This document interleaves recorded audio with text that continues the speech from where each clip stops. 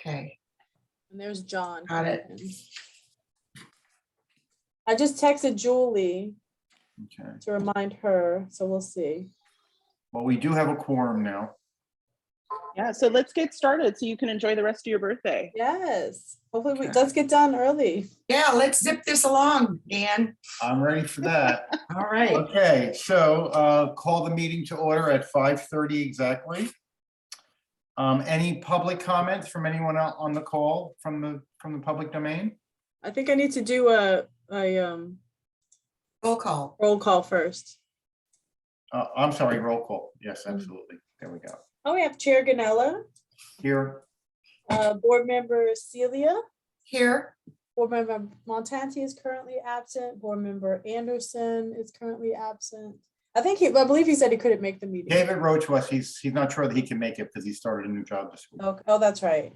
And Board Member Bolton, Here. and Board Member Roberts, Here. and Board Member Ramirez. Here. And Main Street Meredith is currently not on. We have a quorum. Okay, so move on to public comments. Any comments from anyone in the public domain? Okay, it says correspondence none on here, but I saw that we received a letter. Sorry about that. We Did received we a do letter. board comments? Oh, sorry, board comments, sorry. Oh, shoot, for the letter, Jasmine was going to speak on that during staff. All right, I need to back up one point because I missed board comments. Any comments from any of the board members? I would just like to add, maybe put on a future agenda to examine our categories and the limits of vendors in each category. We had some discussion last time about whether or not some of the categories we have are appropriate. So maybe that's something we should talk about as a board. Okay, is that something we want to add on to a future working meeting? That's part of that data is included in some of the things that David and John and I worked on as part of retention subcommittee report. So it's there and we can review that per Celia's request. Great. Okay.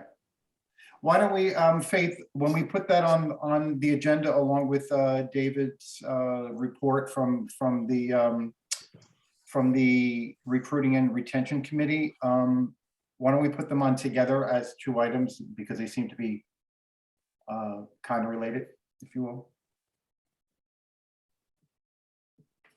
And let's try to get that on the, Greg, do you know, will you guys be ready to discuss it with the rest of the team here if we put it on the agenda for the first meeting in September? Yeah, I think so, Dan, that would work. Okay, because I know that David had asked to have a meeting prior to that, but we weren't able to. I had reached out to Jasmine and it wasn't possible. So There's quite a bit of data and slides that we've already prepared, so we're anxious to present to everybody. okay, We're anxious to hear it. sounds great. Thank you guys also for starting your hard work on that. Okay, so reporting on the posting of the agenda. Everyone has seen the agenda?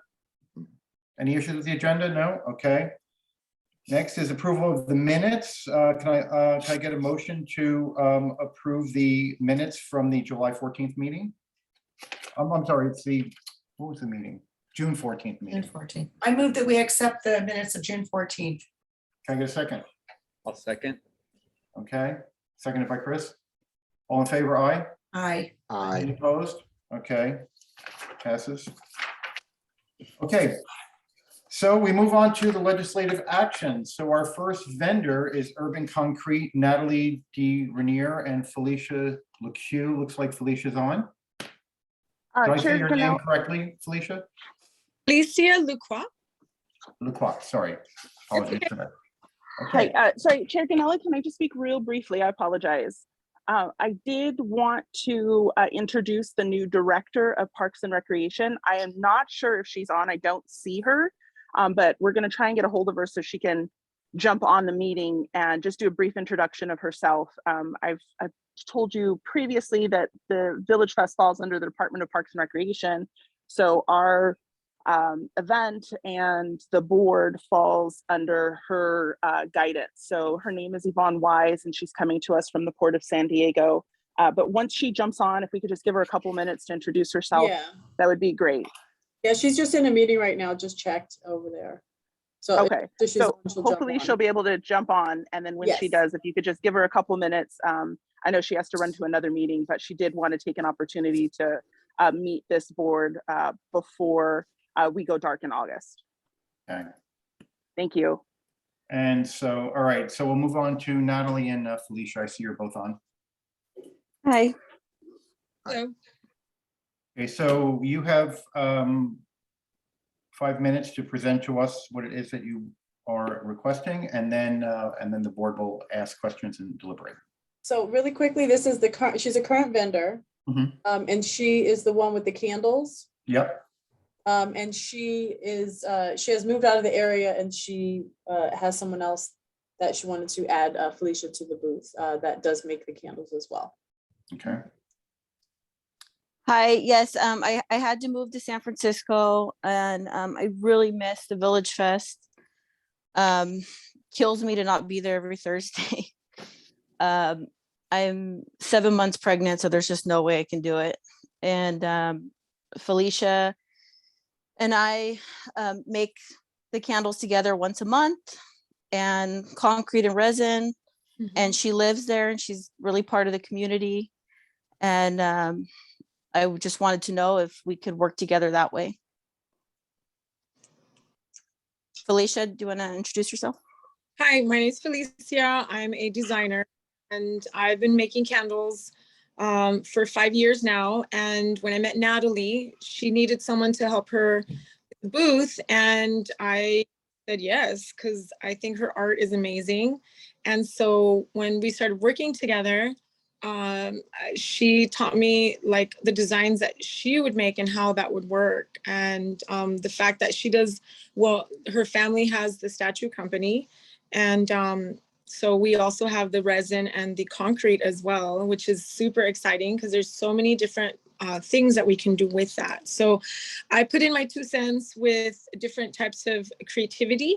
I was born very creative, so I want to have see if we can make this work for the VillageFest, since I do live here, and the VillageFest misses her. It's a missing there. I see an empty spot there, and it's like, oh my gosh. So she's pretty popular. We are, and so just want to see if we can make it happen for this round coming up. Isn't part of this re-looking at the issue of inappropriate candles that Graphic material. that you did not have in your original application and were warned not to present, and yet they were still exhibited? So we're talking also about the kind of product that you have. Yes, I definitely wanted to talk about that and apologize. I wrote in my letter, I don't know if you guys read my letter, into more detail about that. When I was warned about it, and I mentioned that I had this other helper just because I was desperate, and he was the one that put them out without me wanting them there. Can when we he was take a break helping. for a second and we'll come back to this? Jasmine, I see that Yvonne has just joined, so if you want to just do that introduction so we can let her be on her way. Sorry, Natalie, we'll definitely give you fair time. Okay. No problem. Jasmine, you with us? Absolutely. Yes, Okay. yes, thank you. So I just wanted to briefly introduce Yvonne Wise, who is the new Director of Parks and Recreation for the City of Palm Springs. She is coming to us from the Port of San Diego. I believe she's probably about 4 weeks in now, so she's still learning the ropes of the city and the department. But I did want to give her a couple of minutes at this meeting, because we will be dark in August, to just briefly introduce herself and where she comes from and anything else she would like this board to know about her. Can you guys hear me okay? Yep, absolutely. Fabulous. So thank you, one, for the warm welcome. I am a huge fan of VillageFest. It is one of the things that I have been able to do in many of my weekend getaways from San Diego up to Palm Springs, really to warm up, because it can get a bit chilly in San Diego. I have been here for weeks now. I'm working with an amazing team. I am looking forward to working with each of you as well, and I hope I'll be able to have some one-on-one time to learn more about you and the amazing work that you've been doing for the city. We'll make sure that you have my contact information if you don't already have it. Otherwise, I am absolutely excited and delighted to have joined the team and really look forward to working with you. So thank you for the introduction. Welcome. Thank Thanks you, for joining Yvonne. us. You bet. Well- Thank you. We're happy to meet you and welcome aboard. Absolutely. And be careful what you ask for, you might get it. You said you come here to warm up. Now you're here in the dead summer months when we have the intense heat.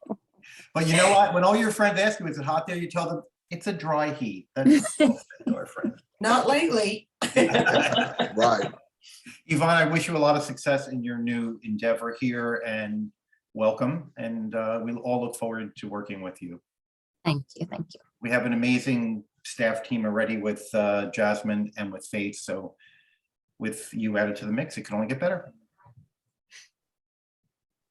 Thank you for taking the time. You bet. Thank you for all you do.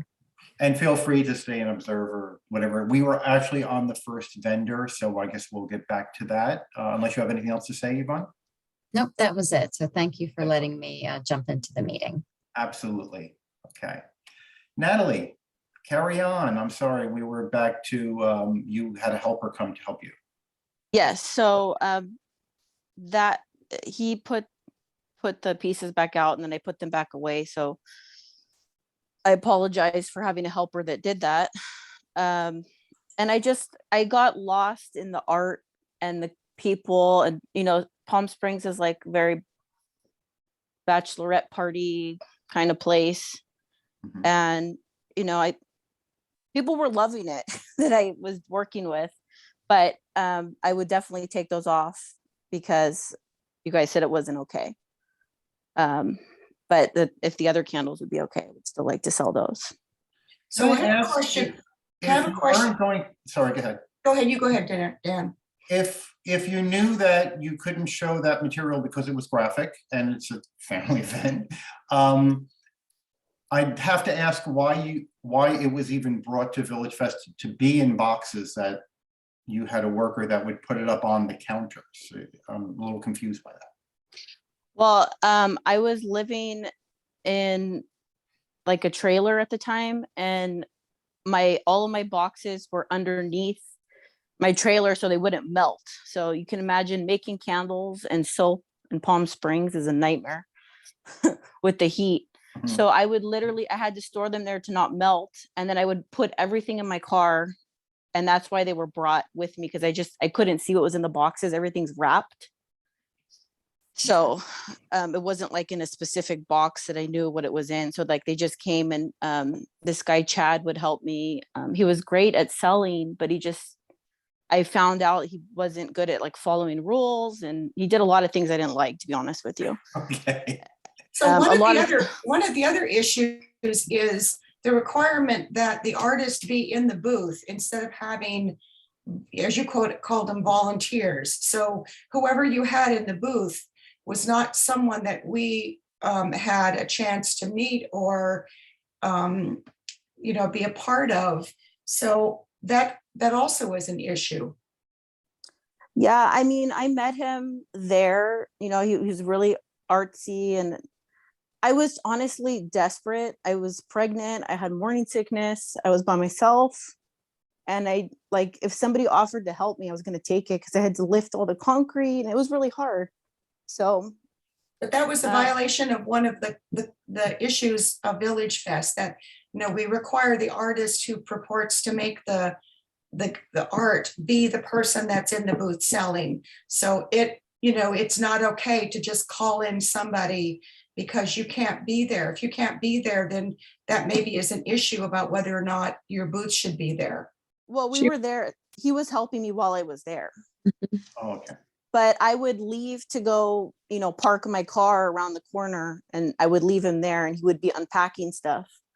So I was there, but it was like an extra body to help me. And you Um, didn't notice that these candles were put out after you were told that Yeah. they can't be shown? When I saw them out, I said, I don't, those are not supposed to be out. And he goes, oh, don't worry about it. I said, no, I said, I am worried about it. I said, I don't want them out. They're not supposed to be out. We have to put them away. Just leave them out. It doesn't matter. I said, so I had to like fight for my, protection of my booth. No, they can't be out. So he's just somebody, if you guys knew who he was and how he is, he totally takes advantage and doesn't listen. And I don't talk to him anymore, but He stole money. He still what? He stole money from you too. Like He was stole money from me. He was, I found out after that he was not a good person to be helping me. And I love Felicia because I trust her. She's got good intentions, good energy. We just work really well together.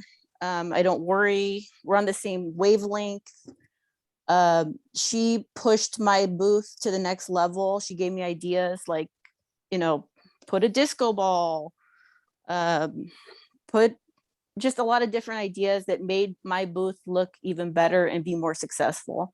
And that's the kind of person I want in my booth, representing both of us. I think Greg had a question. Greg? Yeah, Natalie, you reapplied or you updated your application on July 8th, which we looked at. On the application, you list, and I'm reading from your application, body candles. And then in the second column, you have butt candles. You also have vulva candles. And beside that, you wrote question mark, okay, question mark, not sure is that graphic. Are you Probably the vulva Are you candles. serious? Did you question if that's permissible or not when you reapplied on July 8th? I just wasn't sure because you guys said graphic. And so I assumed it was, nobody really told me exactly what they were talking about. I assumed it was the other one. So that's why I'm assuming probably not. Okay, but I wanted to ask. So another question I have is, if you've moved out of the area and you're not going to be the artist representing the booth, shouldn't Natalie be the person that's making an application for this space? And if I That's could one of the- just add on to that question, yeah, that was going to be my question is, are you asking to add Natalie to your business, or are you asking to transfer your booth to Natalie? Because if so, Natalie should be applying. So To Felicia. very good point, Celia.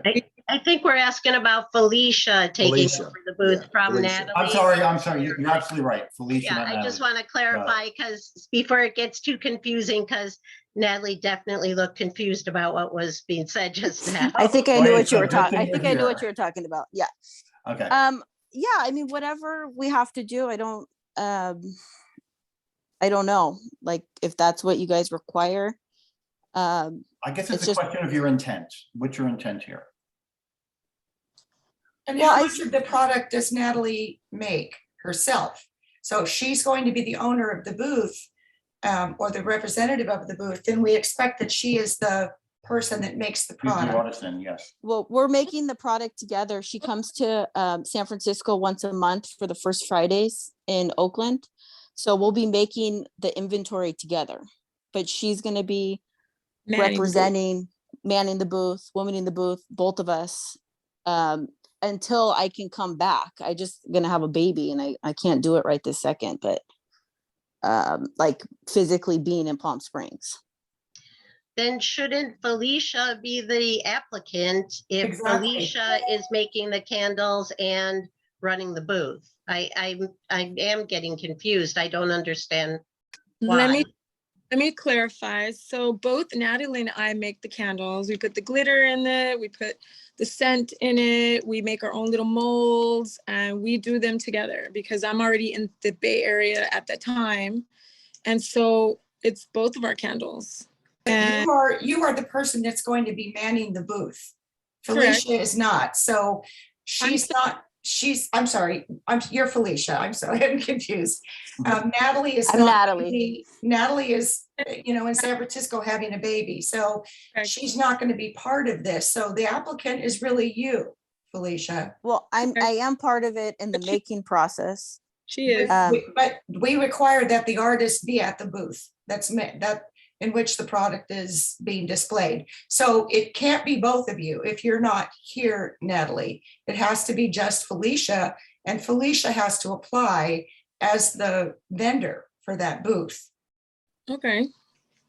Okay.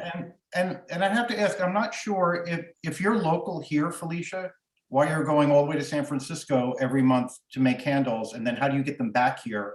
Why wouldn't you just be making them here if you're actually truly making them, right? Because big mess, number one, and we can't make candles outside in this heat right now because over there in the Bay Area, it's a lot different weather. Number two, I travel a lot. I do man other booths at other festivals. And so I'm always like in Grass Valley or Oakland, Portland. So I'm doing other vending events anyway. So I'm traveling. So that's why. And you're And gonna be I- able to be here every Thursday? Absolutely. I live here in Palm Springs. I've I have to never say- met anyone with more energy in my life than Felicia, let me tell you.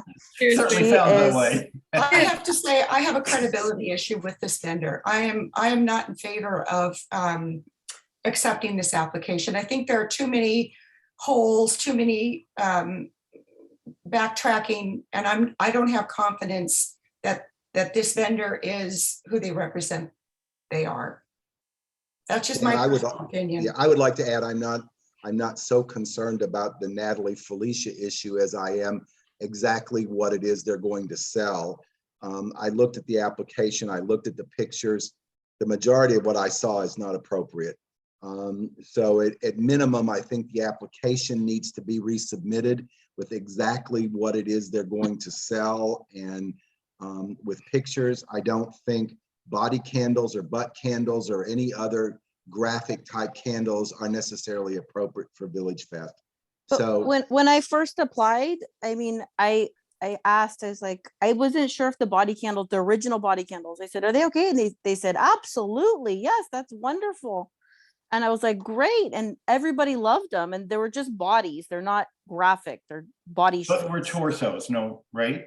If I Yeah, remember those were correctly, totally yes, they approved. were. Yeah. But they And- weren't genitals. I mean, when we're talking about vulva and penises, excuse my vernacular here, but that's what's on your application. That is graphic. So I'm gonna have to question judgment here as well, because that's inappropriate. Again, VillageFest is attended by many families and children.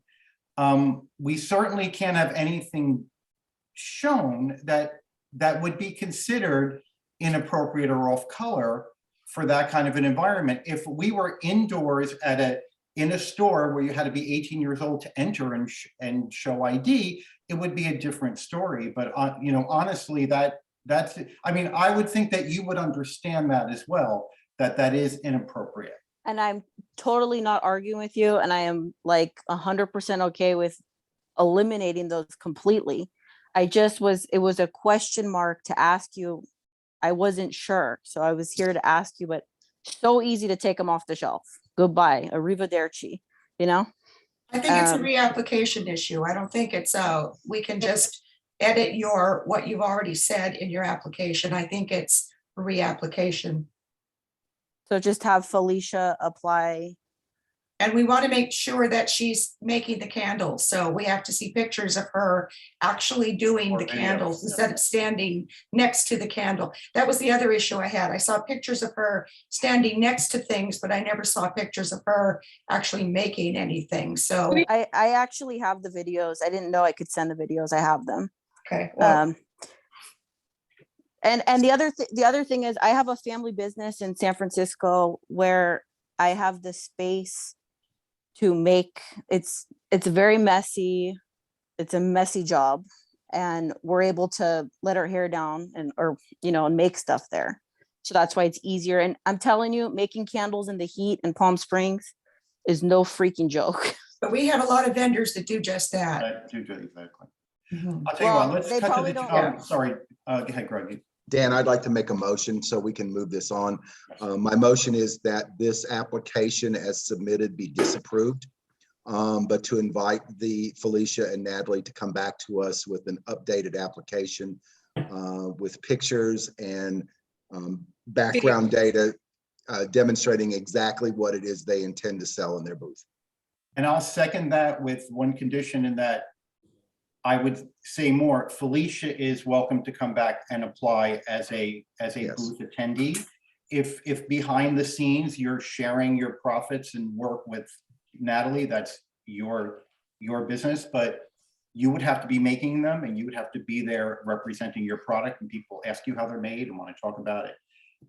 So I would invite you, if you'd like to apply, you're welcome to, but I would second that we reject this application. So we have should we vote? Yeah, we have a motion and a second. So all in favor? Aye. Aye. Aye. Anyone opposed? Okay. Apologies, ladies, but we do leave the door open for you to come back, because we do want artisans at the fair who are passionate about their work. So, it's not like we're shutting the door, but we cannot approve this the way it is at this point, especially with all the history that there's been. Thank you. All right. Okay, so moving along, Blanca Torres, Bunnytopia pottery painting. Is Blanca on the list? Hi. Hi, Blanca, Yes. welcome. Hi, thank you. You have 5 minutes to present to us what it is that you want to do at Village Fest, and then we'll ask questions and deliberate. Okay, so what I want to do is bring pottery painting to Palm Springs. So I do have like some little figurines where, I don't make this myself. I buy it from a supplier, so I know that I was mentioned that could be an issue, but it is also something that, customers can get involved with. They can sit down, they can paint however they want. They could choose whichever kind of item they want to paint. They leave it there with me. I take it home and I fire it up in a kiln. And, if they want it sooner, I can meet up with them, or they can come back the following week to pick it up. And I provide all the supplies. So, I have paint palettes, I have sponges, brushes, the paint. Yeah. So how long does it take for an average piece to be painted? One of the questions I had was, this seems like it would be a time factor, like to sit down and have a child paint a full piece could be Right. time consuming.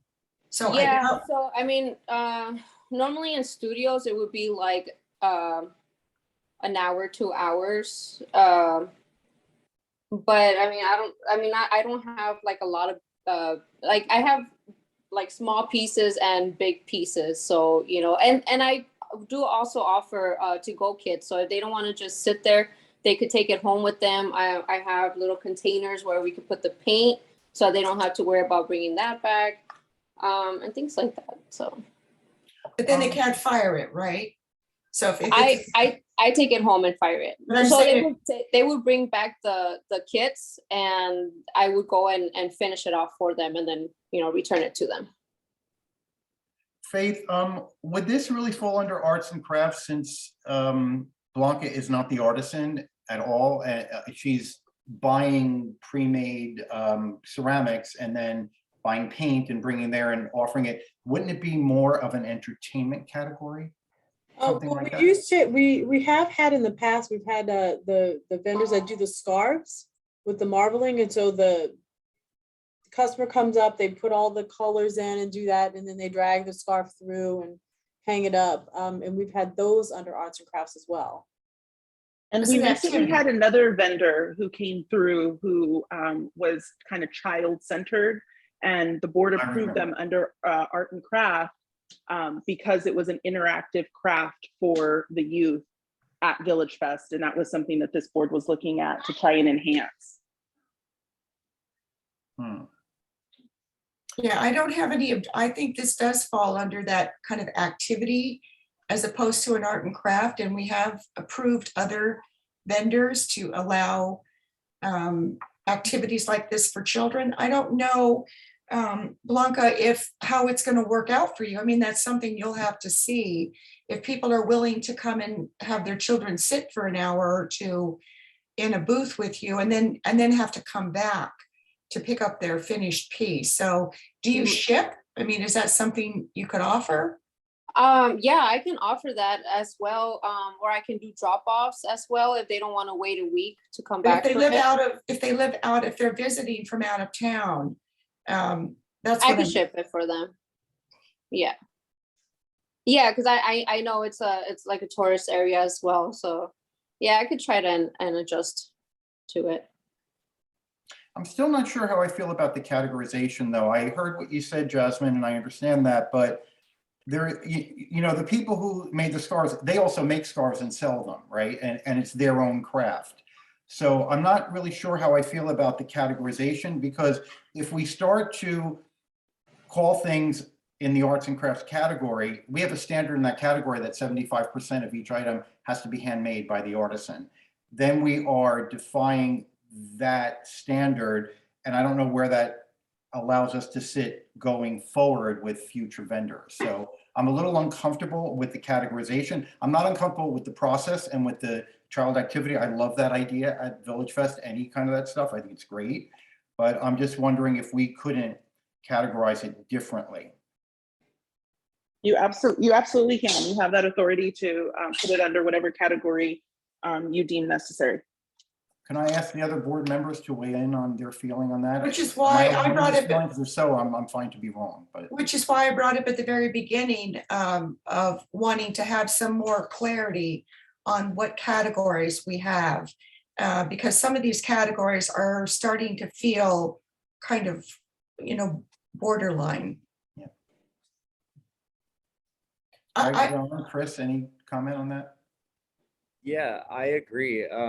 I think there's just been kind of a few, you know, clarifications that we could sort of tighten up, you know, as we're seeing maybe a shift in certain vendors, but just, you know, to be able to fit them into a specific category that can make this smooth, where, you know, this would be more experiential, where the kids would come or people would come and have to paint. But I do agree with you, Dan and Celia, that, yeah, perhaps I guess on the next meeting, we can kind of, you know, hash out the next categories of what, you know, we're seeing kind of come in from past and then also present. So Jasmine or Faith, what other category might you put this under, hearing the concerns here?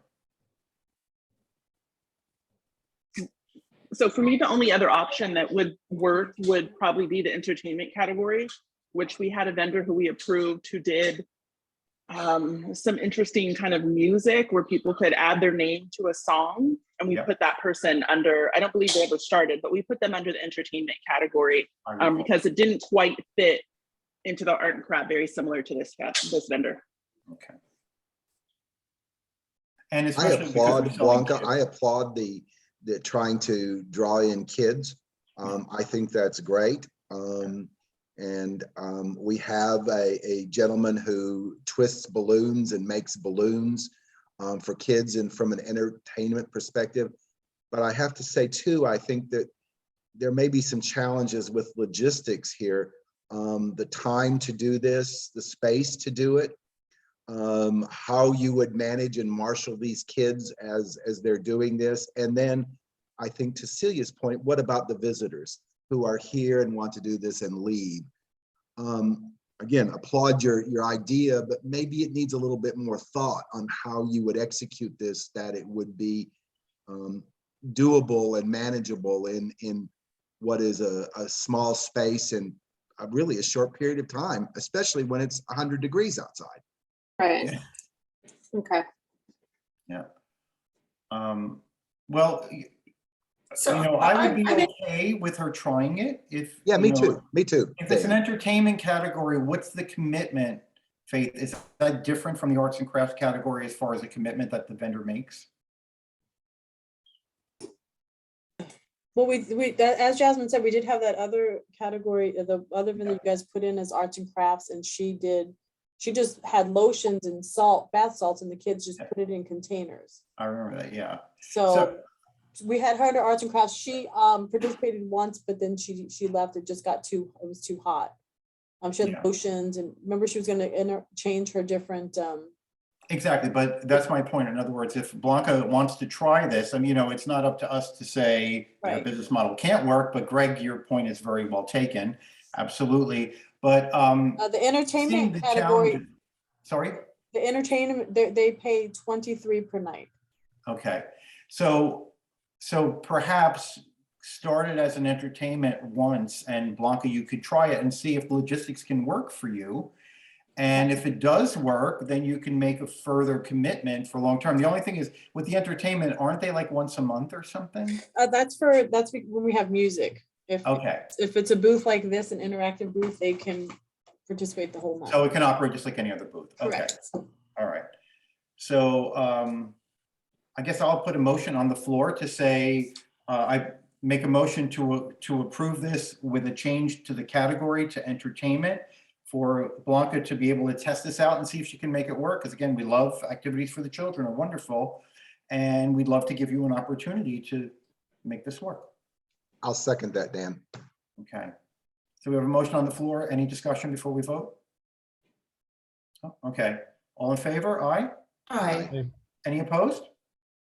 Congratulations, Blanca. Welcome to you. the VillageFest family, and I really appreciate give it a this shot, and opportunity. hopefully it'll work. I mean, it sounds exciting. It sounds great. Just, there's sometimes there are little challenges that are logistical, but I'm sure Right, yeah, well, I figure it appreciate for the opportunity and Yeah. see how this goes.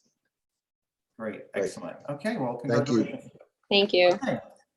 So moving right along to Coral Lee for Nice Dreams Ices. It's a food service, non-dairy ice cream and sorbets. Is Flora on? It's Coral? Coral, yes. Coral and Hi, Reverend Trevor, we're both here. Hi.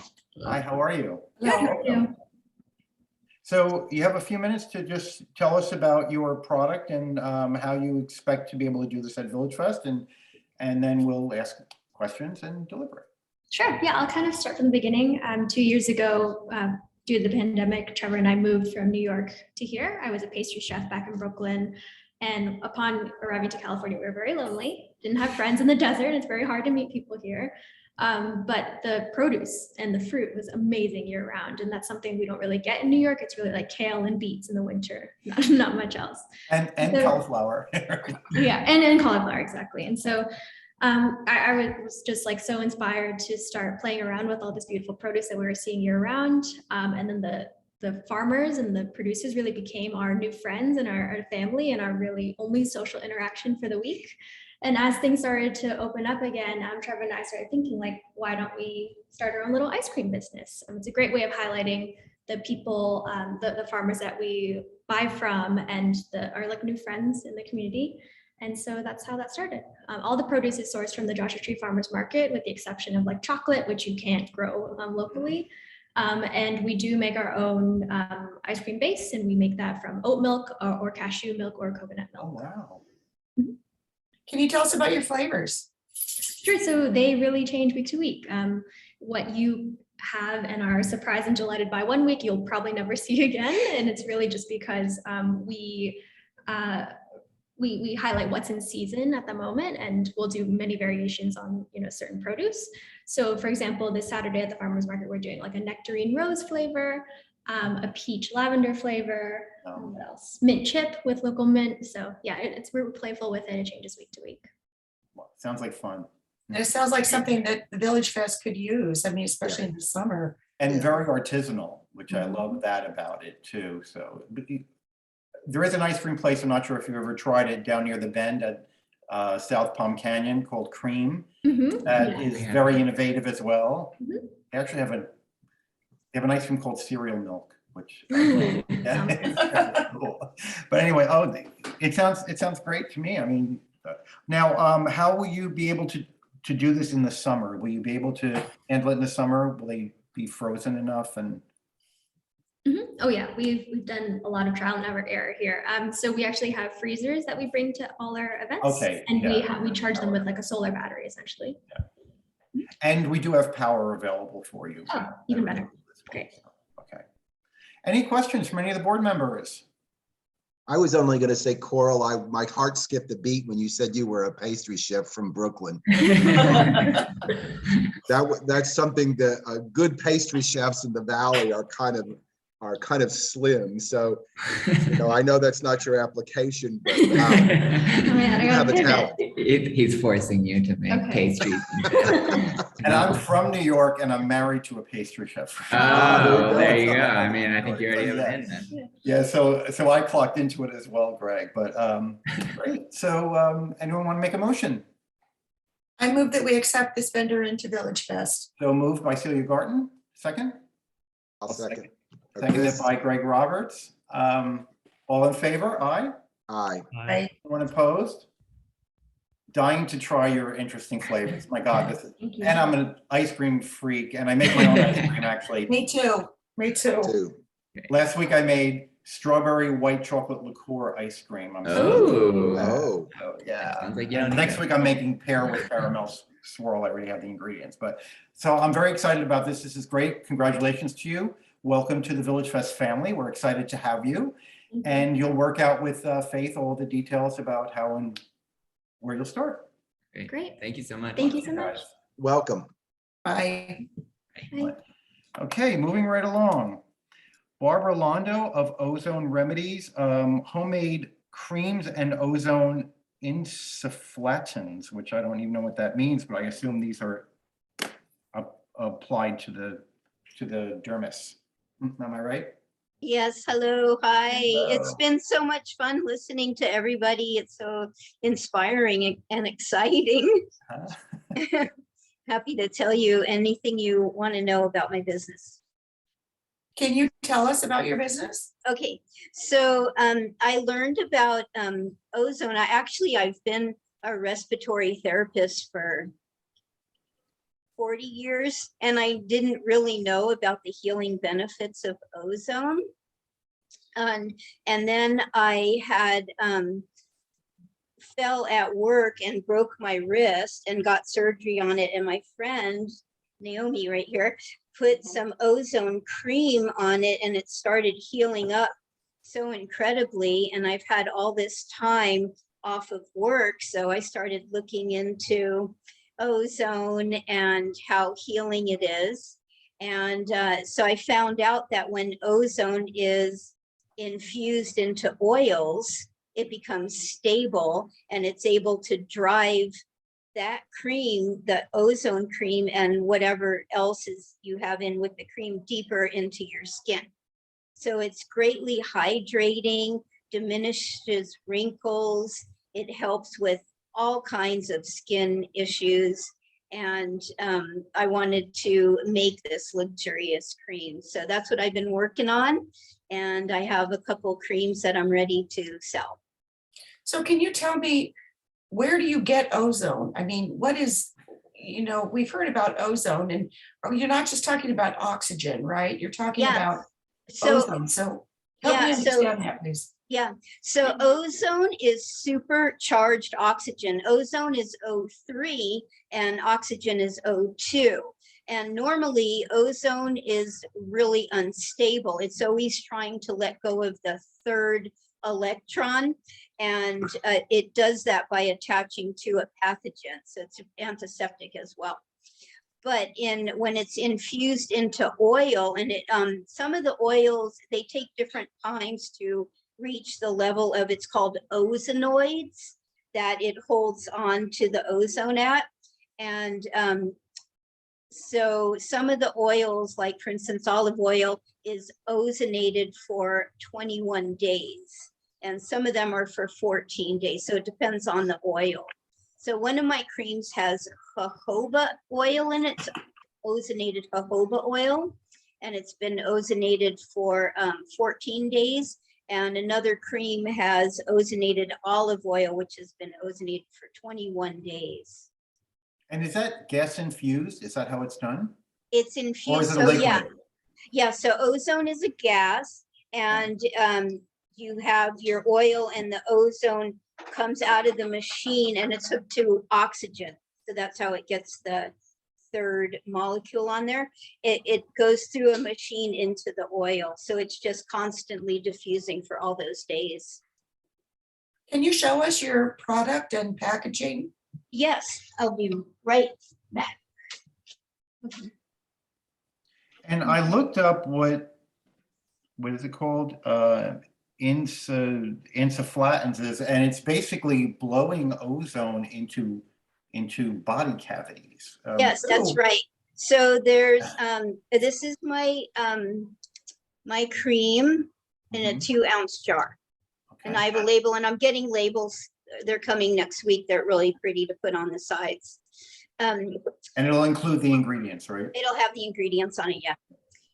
Yeah, so putting ozone into different cavities, and what I want to do is nasal and ear, which is, it's really safe, and people can have the experience of feeling how ozone interacts with their body, which is, it's also antiseptic, and it also encourages the body to heal itself. So you would be administering that there at the booth? Yeah, I can do that. I'm a Oh. registered respiratory therapist. I don't think that doesn't sound like something we can, that's a Jasmine medical, Faith, can you comment? yeah. Sorry?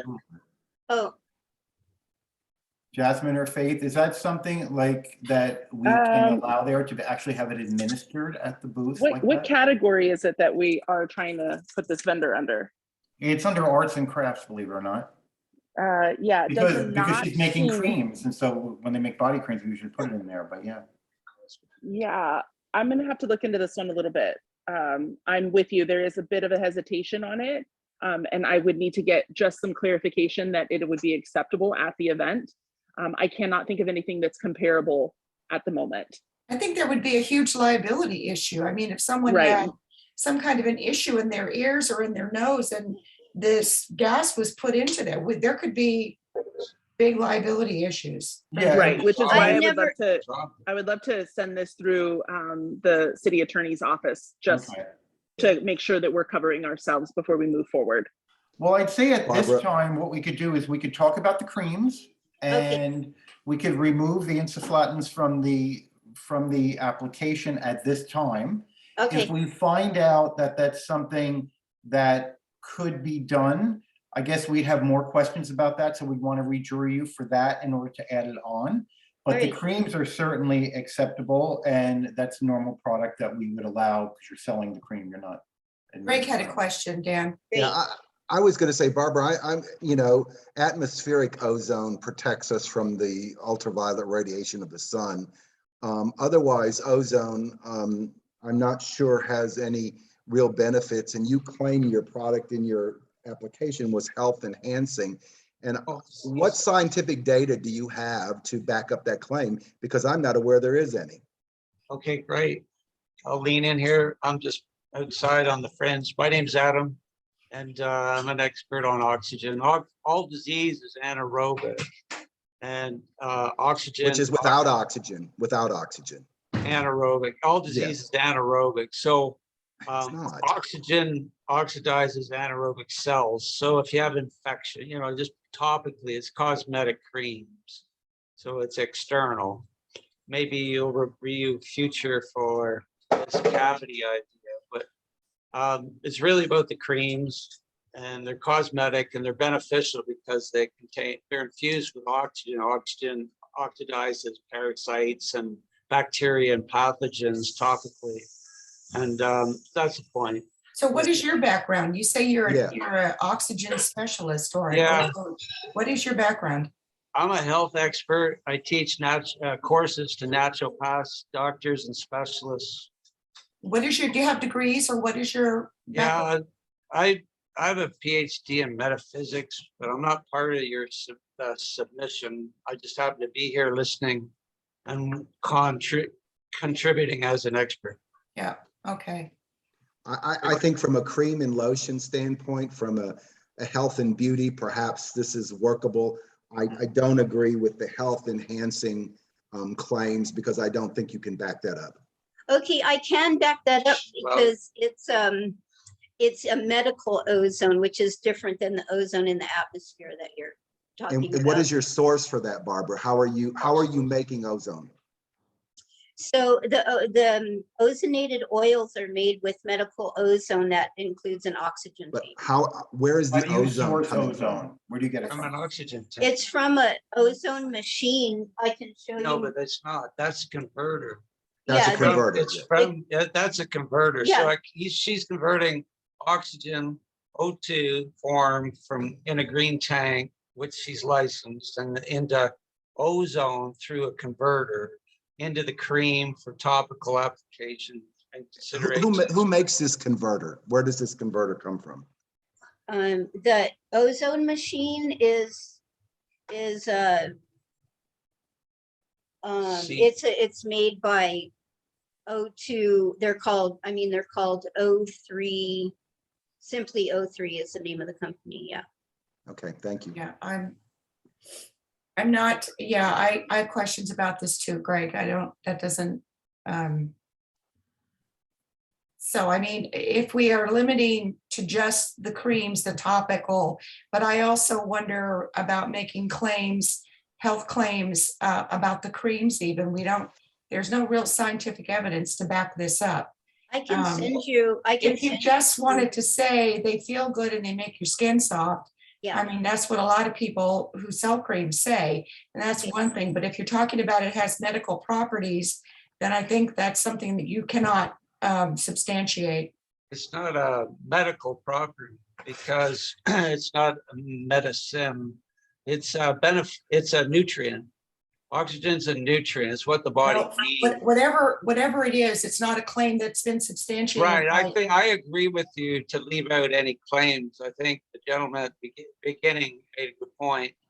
Just lower your liability by avoiding any claims. Just say, look, it's smooth, it's hydrating, and it's like an anti-wrinkle cream. And who cares if it has oxygen in it? If it feels better, they come back for more. If they don't, we might have to withdraw, from participation. That makes a lot of sense. And, Yeah. That we'd have to also be checking up periodically to make sure that you aren't making those claims in your booth. Right, well, sure, that seems. Yeah, that's fine. I was discussing that with her earlier before the presentation here. And if I heard correctly, originally, I thought I heard that ozonating the product makes it more absorbent. So that would make it more like nano absorbent if you want, something like that. That I understand. But, as everyone else here has said, I would also substantiate, I would agree that you cannot substantiate that claim. I'm not saying it's like snake oil, but what we're saying is that it's not something that you can substantiate if you're going to make the claim. Plus, it's not a health fair. Okay? No, it's definitely, we're not the AMA. You're right. We're not the American Medical Association or part of it. But I can substantiate that. I can send you some articles and some pictures of how well it clears up burns. It clears up burns like immediately. But I agree with you. Just leave out the claims. Let the sample the product, see for themselves if they like it or not. They can buy a jar, come back for more, refer their friends. Everybody has fun.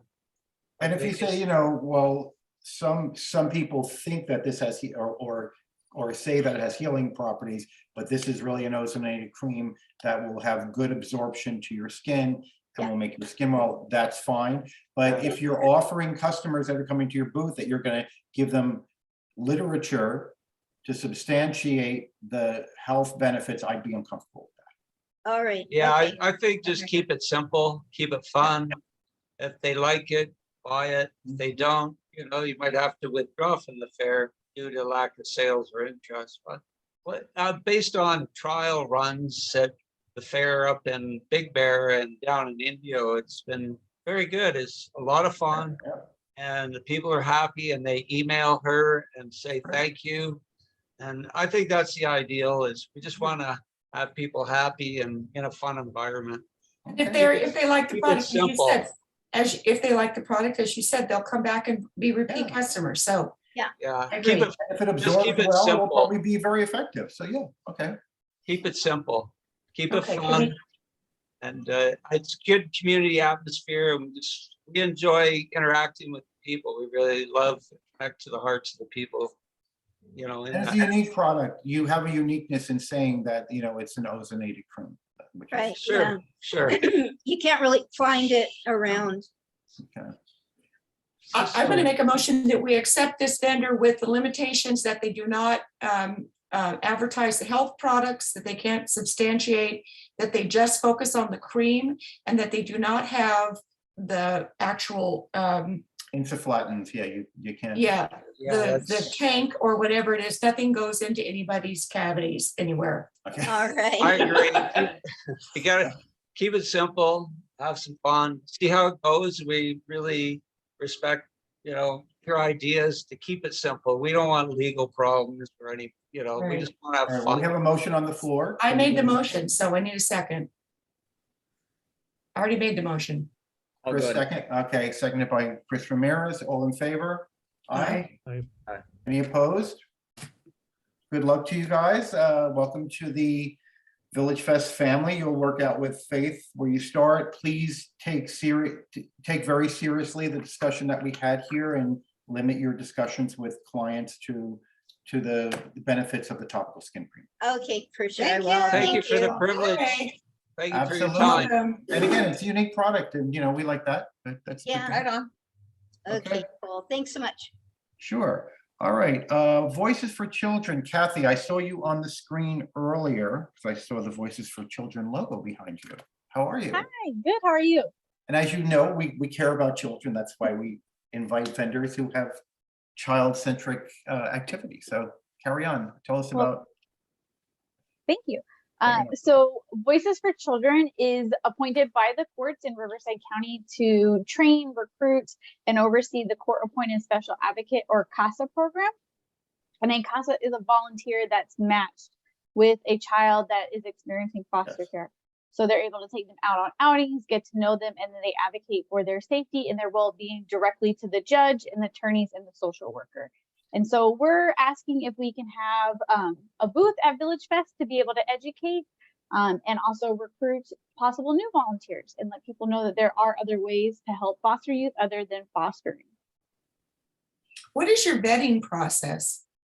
Sure. So there is quite a bit of a vetting process. So every CASA has to be over 21 years of age, be able to pass multiple background checks, both at the local and federal level. And then they also have to be able to pass driving backgrounds. We do interviews, and then we also hold all of the training.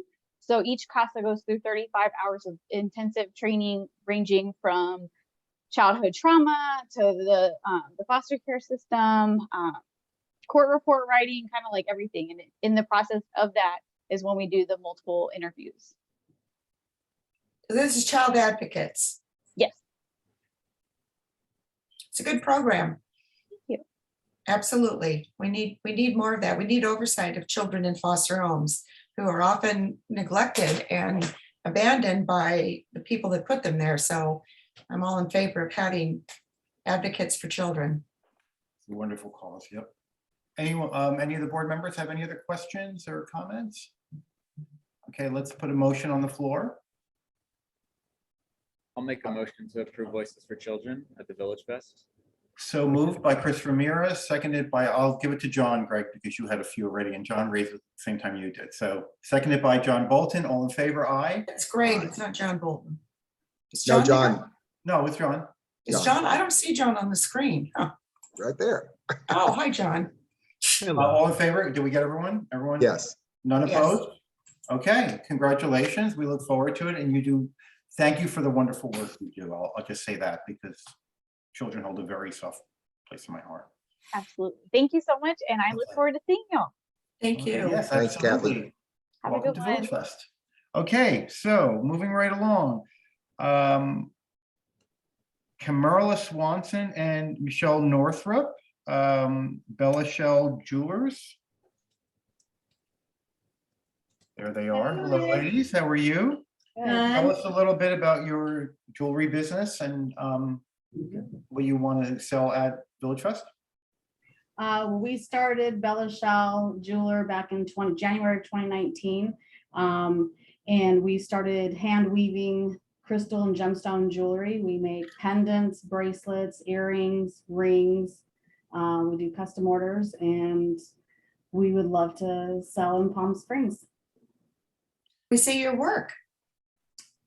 Okay, so we have a few samples here. We did send 14 pages of pictures. All those pictures, yep. Okay, good. So this is one, this is how our stand, we actually make our cardstock as well. So everything in our booth is handmade. So this is a ruby. You can get closer to this. It won't worry. So you can see the weaving. Yep. It's all handmade. We don't purchase anything and sell it that it's from China per se. Yeah. We do the liver. This has been darkened or antique. Oxidized, yeah. And we use liver of sulfur, and we use a couple of other different techniques that I mentioned in there. And this is a unikite that we've done doing copper. We use 3 different metals, sterling silver, 925. We do bare copper, and we do bronze, a jeweler bronze. And if somebody wants, I'll do a 14 karat filled gold. This is a wire weaving bracelet that we just came out with. We also do earrings, and we do in sizes from very petite, really small to. We started a children's line back in January because Carmela had a baby, and I started an infant line. So we have a full children's line of bracelets that does phenomenal. So I do infants all the way up to big burly men and everybody in between. I'm dressing my jewelry self. And then I did it. If you wanted, I brought. Oh, I get loud. I was a swim coach, so I talk loud sometimes. Pearl's beautiful. Here's samples of the wire that we use. So the wire weaving, we get the sterling silver from Rio Grande, and here's a sample of that. I'm familiar with Rio Grande. Okay. Your pieces are really unique, and obviously the weaving that you do around the gemstones is something that is very artistic and adds a lot to the piece. The one thing that I wanted to ask you about is the bracelet you just showed that has the wire wrapping is not part of this discussion, but you had a whole section on just beads that were strung onto, Yeah.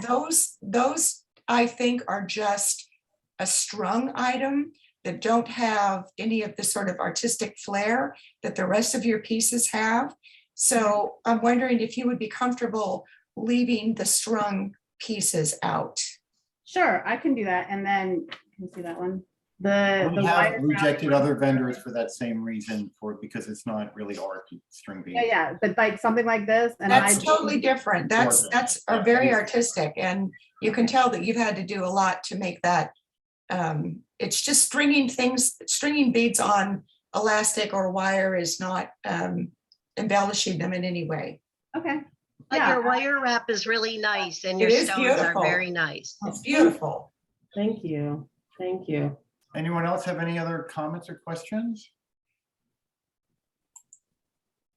No? I move that we accept this vendor into VillageFest with the condition that they remove the strung bracelets. Okay. Can I get a second? Second. Seconded by John Bolton. All in favor? Aye. Aye. Aye. Great. None opposed? Okay. Congratulations, ladies. Welcome to the VillageFest family. We look forward to seeing your beautiful jewelry on display at VillageFest.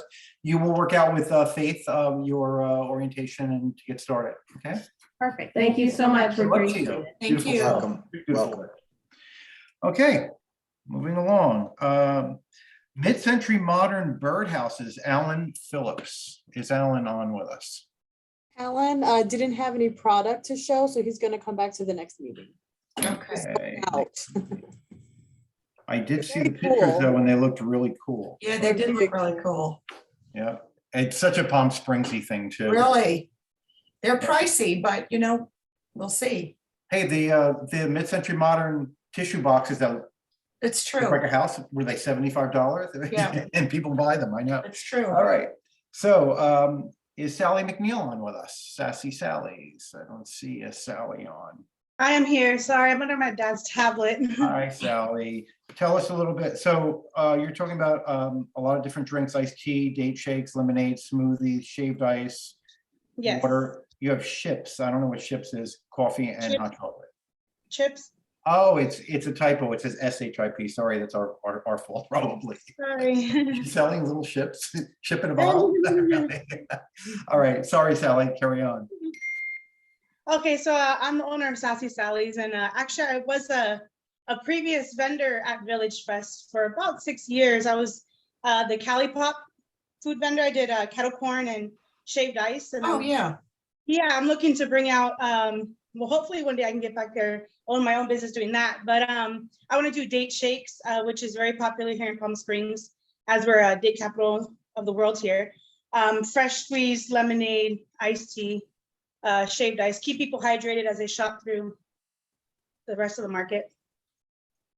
I also buy my dates from a local vendor, Marco's Produce, who is also a vendor at VillageFest.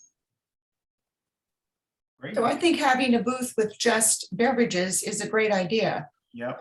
Because sometimes people just want something to drink and they don't want to have to stand in line at a food vendor. And it sounds like you have a wide variety, which would be very appealing to people walking through the festival. And the beverages sold by most of the food vendors are really an afterthought. It's a bottle of water or soda. This would be a lot more special. So it's very nice. Yeah, I sell a cup about this size.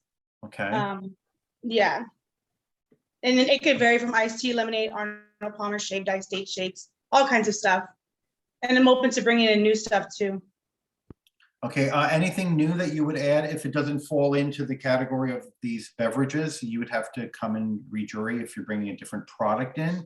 But if you're doing like different flavored iced teas or a different kind of different ice, flavored that's lemonades perfectly and fine, or a different hot beverage. But you know, if you were to start to bring chocolate bars or something, you'd have to come in. Yeah. Okay. No, just beverage. Perfect. Okay. Any questions, anyone? I'm getting thirsty talking. Get your hand up. Okay. I make a motion. Sorry, Sally. Would I be able to also include, I have these cute little, I call them Blinky cubes, and you add them into the beverage and it lights up different colors into the drinks. Would I be able That's very cute. Add that in? Would you be selling them? Yes. Do you make them? I don't. I would say that you can sell a, you know, like a disco iced tea for a little bit more money and just include that in there, but you cannot. Okay. Yeah, I could do that. Yep. Okay. Get creative with how you want to do that, but you cannot sell a product that you don't make, but you can include a product that you don't make. Okay. Yeah, I would include it then. Yeah, I'd do that. Perfect. Okay. Yeah, All right. I make a motion that we accept Sally's delicious beverages into VillageFest. I'll second that, Dan. Seconded by Chris. Okay. All in favor? Aye. Aye. Aye. Opposed? Okay. Congratulations, Sally. We look forward to it. Yes. Thank you. I'll take another drink now that you made me thirsty. Okay. And you'll work out with Faith on your orientation and getting started, okay? Okay. Excellent. Thank you. addition to our food court. Okay. Thank you. Alzonia Shalice, Pearls in Black. I did see Alzonia is logged in twice here with a tablet and I guess a phone, but so I know she's here somewhere. Here she is. Hi, Alzonia. How are you? You're Alzonia, muted. You're muted. So at this point, you're just a mime. Am I still Now there? you're not a mime. Now you're really Alzonia. Perfect. I'm gonna Okay. try to close this because I was afraid that I would lose you. Okay. So I had you on both. Okay. No worries. Okay, I am Alzonia Shalice, the owner of Pearls in Black.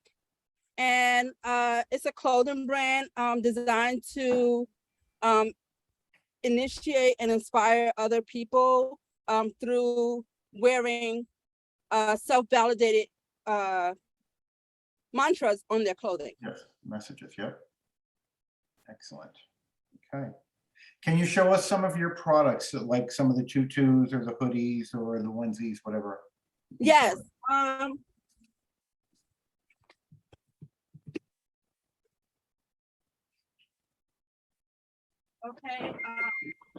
so this is the first, can you see me? Yeah. Yes.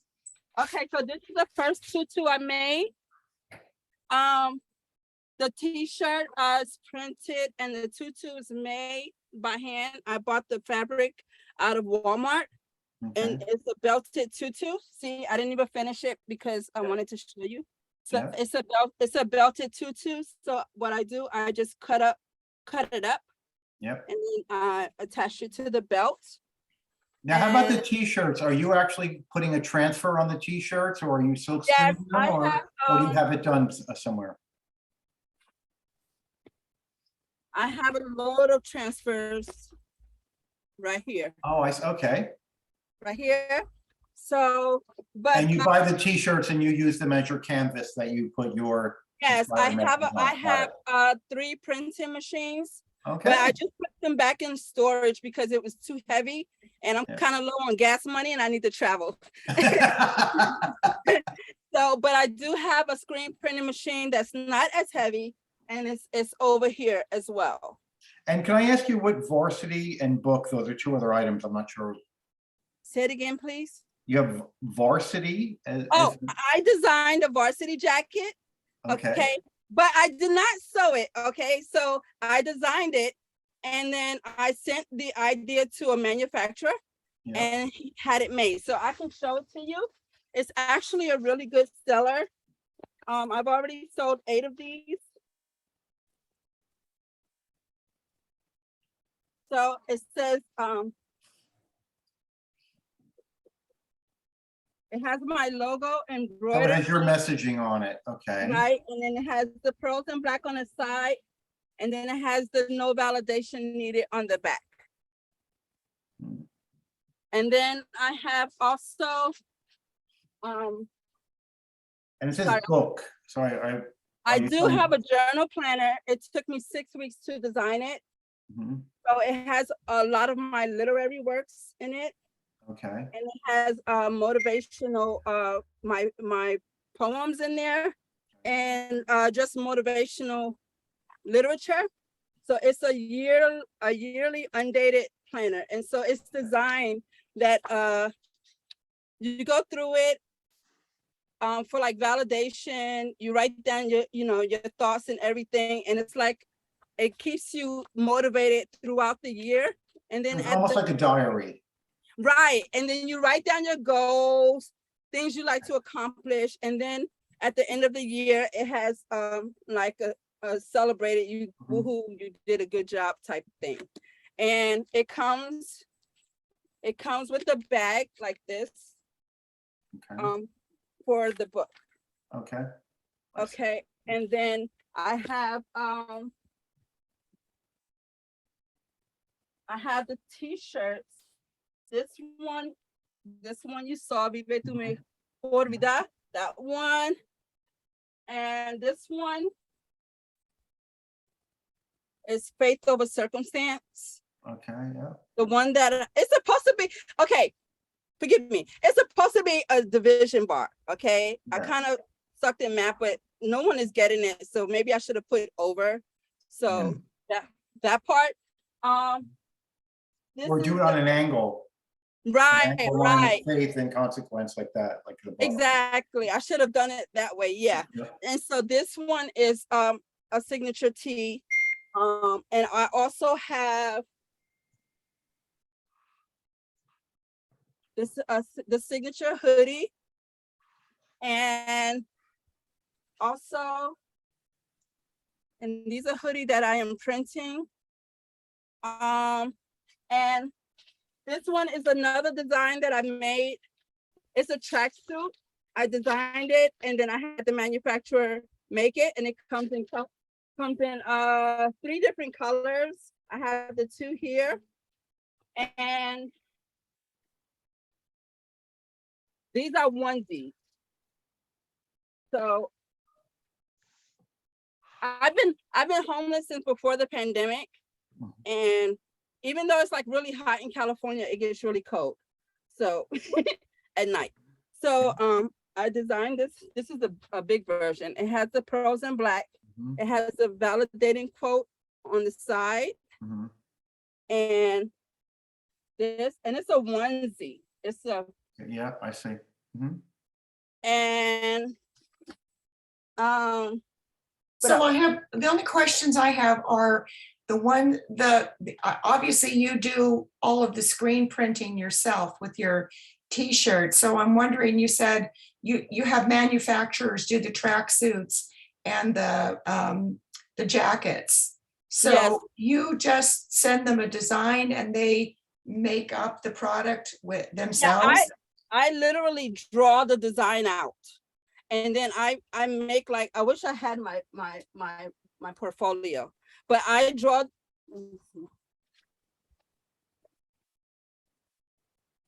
So it's similar to, you remember when we had the person who made up a character, I forgot her name, but it was a female, and they do the t-shirts and the bags. But those are actually manufactured for her, but it's all of her drawing and designs. So this Okay. seems like it's very similar to that. Okay. Right, I draw the design out, and then Yeah. I point to them and I tell them if I want this is in leather, I want this embroidered here. Yeah. This is embroidered, and I tell them, okay, so this one is going to be black wool, and this is white leather, and then I want the two color rib neck. Yeah. So I draw it out for them, Yeah. just like the Mhm. just like the onesie, and I tell them exactly what I want. So you're saying, Dan, this would fit into that category? I would think it's a similar situation. I'll let Jasmine and Faith comment on that. But the one question that I do have for you, Alzonia, is what's the volume that you have these produced in when they're manufactured? Oh, when I order them, I have to order in quantities of 50 at the least, at the very least. They have to be in quantities of 50. So even when I order my blank shirts, I order in quantities of 50. And my hoodies, I can order like maybe 25 at a time and then make them. Okay, that's all I want to know. That's good. Jasmine or Faith, what's your feeling about the external manufacturing, considering what we did for that other vendor with the, I forgot the name of the character. Remember, it was like a what woman you're talking about, showing all yeah. around Palm Springs doing different things. And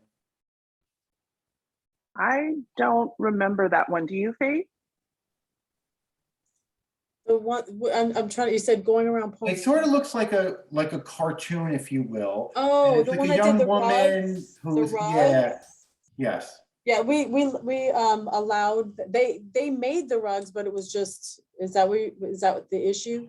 They did make the rugs. It is a character. A lot of people do that. No, it's not a rug. No, it's the one they were doing t-shirts, bags, sundresses, and I forgot, they actually named the character. It was sort of like Eloise at the plaza type of thing, right? But they named the character, and she sketches her doing different things around Palm Springs in front of the mountains. Oh, I know what you're talking about. I've met with her. She has her little t-shirts in a bag. Yeah. That's So she does DTG printing. She says she does DTG printing. Is more like a almost like a Xerox print on a shirt. Yeah, I met remember, her. but I know that some of the stuff was manufactured. Are you talking about Rappy Palm Springs? Yes. Yes, that's exactly it. I saw them in the at the street fair. Yeah, they've been participating. Yeah. So yeah, I mean, we allowed them. They're there selling their items. So does Alzonia's manufactured products, because she has some that she makes herself as well, but her manufactured products, do they fall into that same category? Are we comfortable to have that as an artist craft? Right. So the embroidery, that sort of a thing. Yeah. So we have had, we do have artists that are like artists that draw things or that create things, and they put them on different materials. They send them away to get put on metal, or they do it on socks, their art prints. They're not making it, but they're putting their art on. Yeah, I mean, it's I don't think clearly it's all of her art and design and her inspirational Right. messages. That's so. I mean, in the past, we haven't had a problem with that because it is her art on there. Because I don't think that's the bulk of her. Yeah, it's not, because she's making the tutus, she's making. She's printing the hoodies, she's printing the t-shirts. Right. Yeah. Right. I agree with that for sure. I mean, she's using her words as art. Absolutely. And reproducing some her own and some not. But I think that's really what we're seeing here. It's very interesting. You'll be famous, and then you'll tell everybody you started at VillageFest. Yes. Thank you. VillageFest does serve as an accelerator for some businesses. I will say one in particular is Heyday, which is now a restaurant at the Hilton that started out slinging burgers at VillageFest, and they were the best burgers you ever had, for sure. And then they were at the Cole Hotel, and then they were doing, lobster rolls, and now they run the restaurant at the Hilton. So, that's a great thing. But any of the other board members have any questions or comments about this or issues? You look a little apprehensive, Celia, but. No, You're good? I think Faith answered the question. I do too, yes. It's her art Make it that's work. on, that she's selling. And we have had other artists who have had manufactured things, their art put on different objects. So I don't have an objection. I'm fine with it. Everyone okay if we put a motion? Okay. I move that we Make a accept motion. this. Right, go ahead. I move that we accept this artist into VillageFest. Second. Okay, so moved by Celia Garten, seconded by John Bolton. All in favor, aye? Aye. Any opposed? Alzonia, congratulations. Welcome to the VillageFest family. We're looking forward to seeing your inspirational items and lovely designs at VillageFest. You'll work out with Faith for your orientation and to get started, okay? Thank you so much. You're Good luck welcome. to you. We're Welcome happy to aboard. have you. Welcome. Congratulations. Thank you. Welcome. Okay, moving right along. Outside the Masa, Juan Carlos Barajas. I imagine. Hi, everybody. Gentleman in the hat. Hi. Okay. Can everybody hear me fine? Yes, we can, Juan. So tell us about your food service, like who makes the food and what you'll be serving. Okay, so we are a family-based business. It's a food business that we started about 5 years ago, 2016. We initially started at the Tamale Festival in 2016. It was supposed to be only a one-time thing. My parents have been cooking this recipe that actually exploded right in the middle of the pandemic called birria. It became very popular in LA, San Diego, and all over the States, the major cities. Funny thing is, my dad has been cooking this for the last 30 years since I could remember, since we were kids.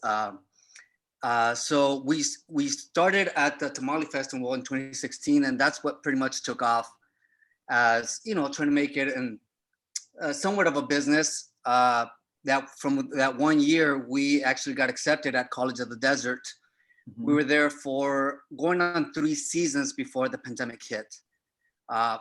In between, right before the pandemic, while we were at COD, we actually got scouted by other festivals and events such as Cabazon Outlets. We were doing taco festivals. We're doing private caterings, country clubs, and every sorts of events right before the pandemic. I actually applied for VillageFest in fall of 2019. So I did go before the board members. I think some of you were still there. And I did my presentation with my birria and what is our signature dish, which is this, we call it the Inside Out Tamale. It's an open face tamale. I remember. So it's quite unique, it's quite different. I don't know if anybody remember where we, instead of cooking the ingredients traditionally where we stuff the meat and wrap the tamal, we decided to create a concept where we cook the masa by itself. We then, when the customers comes to the booth, we open the husk, we part the masa a little bit in the middle, and there's where we add our signature birria, which is this beef stew that, again, that I mentioned that it became very popular. So I'm sorry, my retarded just came in and just threw me off. So anyway, we started with this tamale concept, and so I presented this before the board members, and I did get accepted. And this was fall of 2019. I think I remember this. I remember eating this. Me I think too, you I brought us remember. samples and it was delicious. Yeah, we brought samples and everything. The pandemic hit. Ever since we started with the food business, with the food project, we were doing pop-up. We had a tent. Yep. So we were doing that business model at street fairs and events. I'm proud to say, I'm very excited that in February of this year, we actually acquired a brand new food truck, an 18-foot brand new food truck that we decided to go with instead of the pop-up tent system. And so we're doing that. We are now an official, fully operated, fully permitted food truck. Right before we actually acquired the food truck, Tamale Festival resumed their operations last year. I don't know if anybody remember that. Tamale Festival did resume its festivity, where we are actually also proud to say we took all first place category trophies. So that was very exciting. Congratulations. We Awesome. swept all the categories. It was such joy and excitement and this validation for my parents that have been cooking this birria forever, and now implementing this open concept tamale, which everybody loves because they're quite unusual as far as the way they're constructed, but they're very traditional as far as the masa, the meat, all the ingredients that go on it. People love this Inside Out Tamale that we called it, and so hence the name Outside of the Masa. So that's what we specialize in, is birria tamales, but so much more than that. We also provide. We do one thing right, which is birria. We try to keep it simple, straightforward. We definitely take in consideration the time that it takes for us, from getting the ticket to delivering it to the customer is very important. I mean, I go to festivals where for you to get a burger, hot dog, or any dish, it takes 15, 20, 25 minutes. It's crazy. So we stick with birria. We put that in tamales, tacos, quesadillas. Every now and then we'll throw a curveball like, birria nachos, or, now that it also became very popular is the birria ramen. It's a ramen soup with our broth and the meat and every, the fresh on top. People seem to love it. TikTok blew up, Instagram, the whole birria concept really took off. And we actually excited again to, start and resume our operations on our family business throughout the Coachella Valley. And what not better than, promote it in all areas of the Coachella Valley, not only the east side of the valley, but but the west side. I mean, we want to be in Palm Springs. We want to be in the east side, Indio, Coachella, Palm Desert. And we can't wait to get out there with the food truck and be selling with you. Faith, can I ask that we add to his application and say birria specials as well? Because he may be doing other things like the ramen and other things. And again, it's the main product, but it's a variation on the dish. Right. Yes. So add specials, perfect. Yeah, so that he wouldn't have to come back and rejury if all of a sudden for one season they're going to start to add the ramen because it gets cooler out. Right. And I do want to emphasize as well, we understand that, although we do specialize in beef, red meat, we've tried to accommodate, for example, at CUD or outlets, the Cabazon outlets, festivals. California. People do they started asking, do you guys have a vegetarian option? Do you guys have a chicken option? Because we don't eat red meat, or we're vegetarians. So we definitely accommodate that. So instead of adding the birria inside the tamal, we actually do grilled veggies for the red meat. So we do the chile pasilla, which is the Mexican bell pepper, the Mexican squash, and the red onion, nicely grilled. We do everything from scratch, grilled on the griddle, and that's what we do. And they seem to love the veggies on top of the tamal. Or even for the quesadilla, sometimes they ask, hey, do you have a vegetarian option? Yes, we could do a veggie quesadilla. So we definitely try to accommodate for the non-red meat eaters, and it's not much more work, because they're veggie. We have it all prepped up, nice and sliced in the refrigerator, ready to be thrown on the griddle, and everything's from scratch. So, just as an option on our vegetarian patrons. I remember this product. I remember it was so delicious, and I remember you bringing us samples, and I highly recommend this product. Yeah, it's good. We were actually on KESQ right before the Tamale Festival, and it was incredible. They did a follow-up on the story where, you know, the first day I actually went to the station, and it got, you know, it created some kind of hype with that. They actually did a follow-up on our kitchen to go more in depth of our story, and you know, they actually interviewed my parents, and we went through the whole tamale making process. So that was pretty exciting, and I think that actually kind of helped to the fact that we won the tamale festival. We had such a crazy line out the door. It was a lot of work. I mean, we were dying out there. It was that particular weekend was it was quite warm for being December. And you know, we gave it our best, and surprisingly, in a way, we took off first places. We took best overall tamale, best gourmet, and best traditional. So yeah, we're Congratulations. Yeah, and we're very excited. I mean, we truly pour every ounce of passion and love into our product. Again, you know, we got now to the point where we have a food truck, and you know, we started with a little pop-up, and just like you mentioned earlier, about Heyday, I actually followed them on Instagram, and I remember them at the VillageFest, and now they have a restaurant, and that's the goal eventually. You know, we have been growing, and you know, we see the growth, we see the number of people that love the product and follow us and support us, and every time they ask us, you know, do you guys have a restaurant? Where's the restaurant? Where's the restaurant? I'm like, hey, well, we just got a food truck, which is exciting. So let's see how that goes for a few years, and then we definitely want to try to get into a nice little restaurant, taco shop, maybe kind of business. Excellent. Can we vote? Yeah, Can yes, we vote? we can. Let's put a motion here. I move that we accept this vendor into VillageFest. So moved by Celia, seconded by Christopher. All in favor, aye? Aye.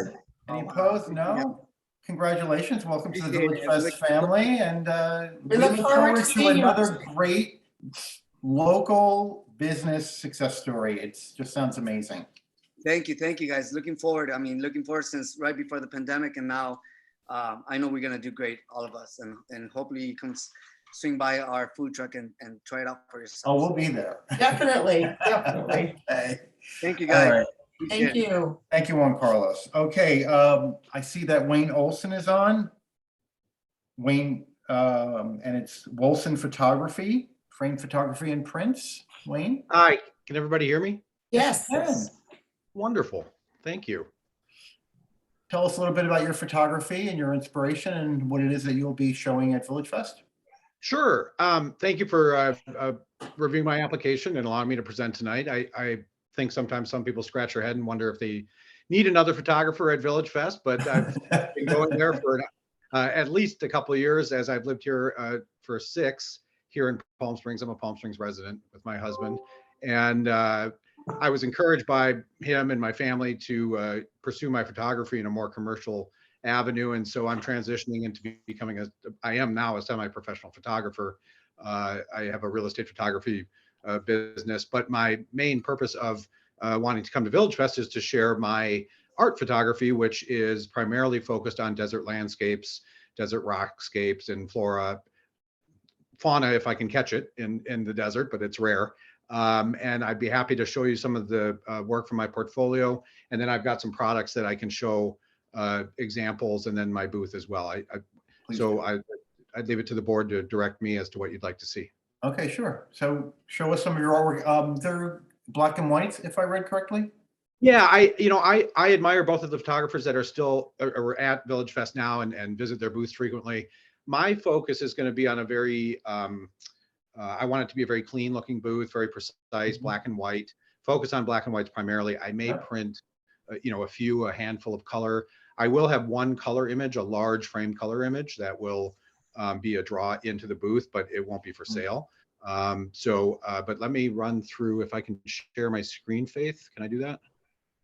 I can't share right now. Hold on a second.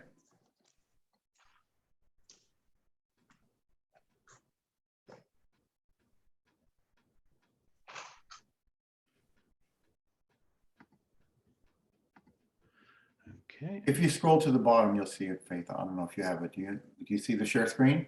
Oh. I made him Looks a like co-host so he can Probably. I can, That yes, I sounds can. really good. Okay, Share your screen, Wayne.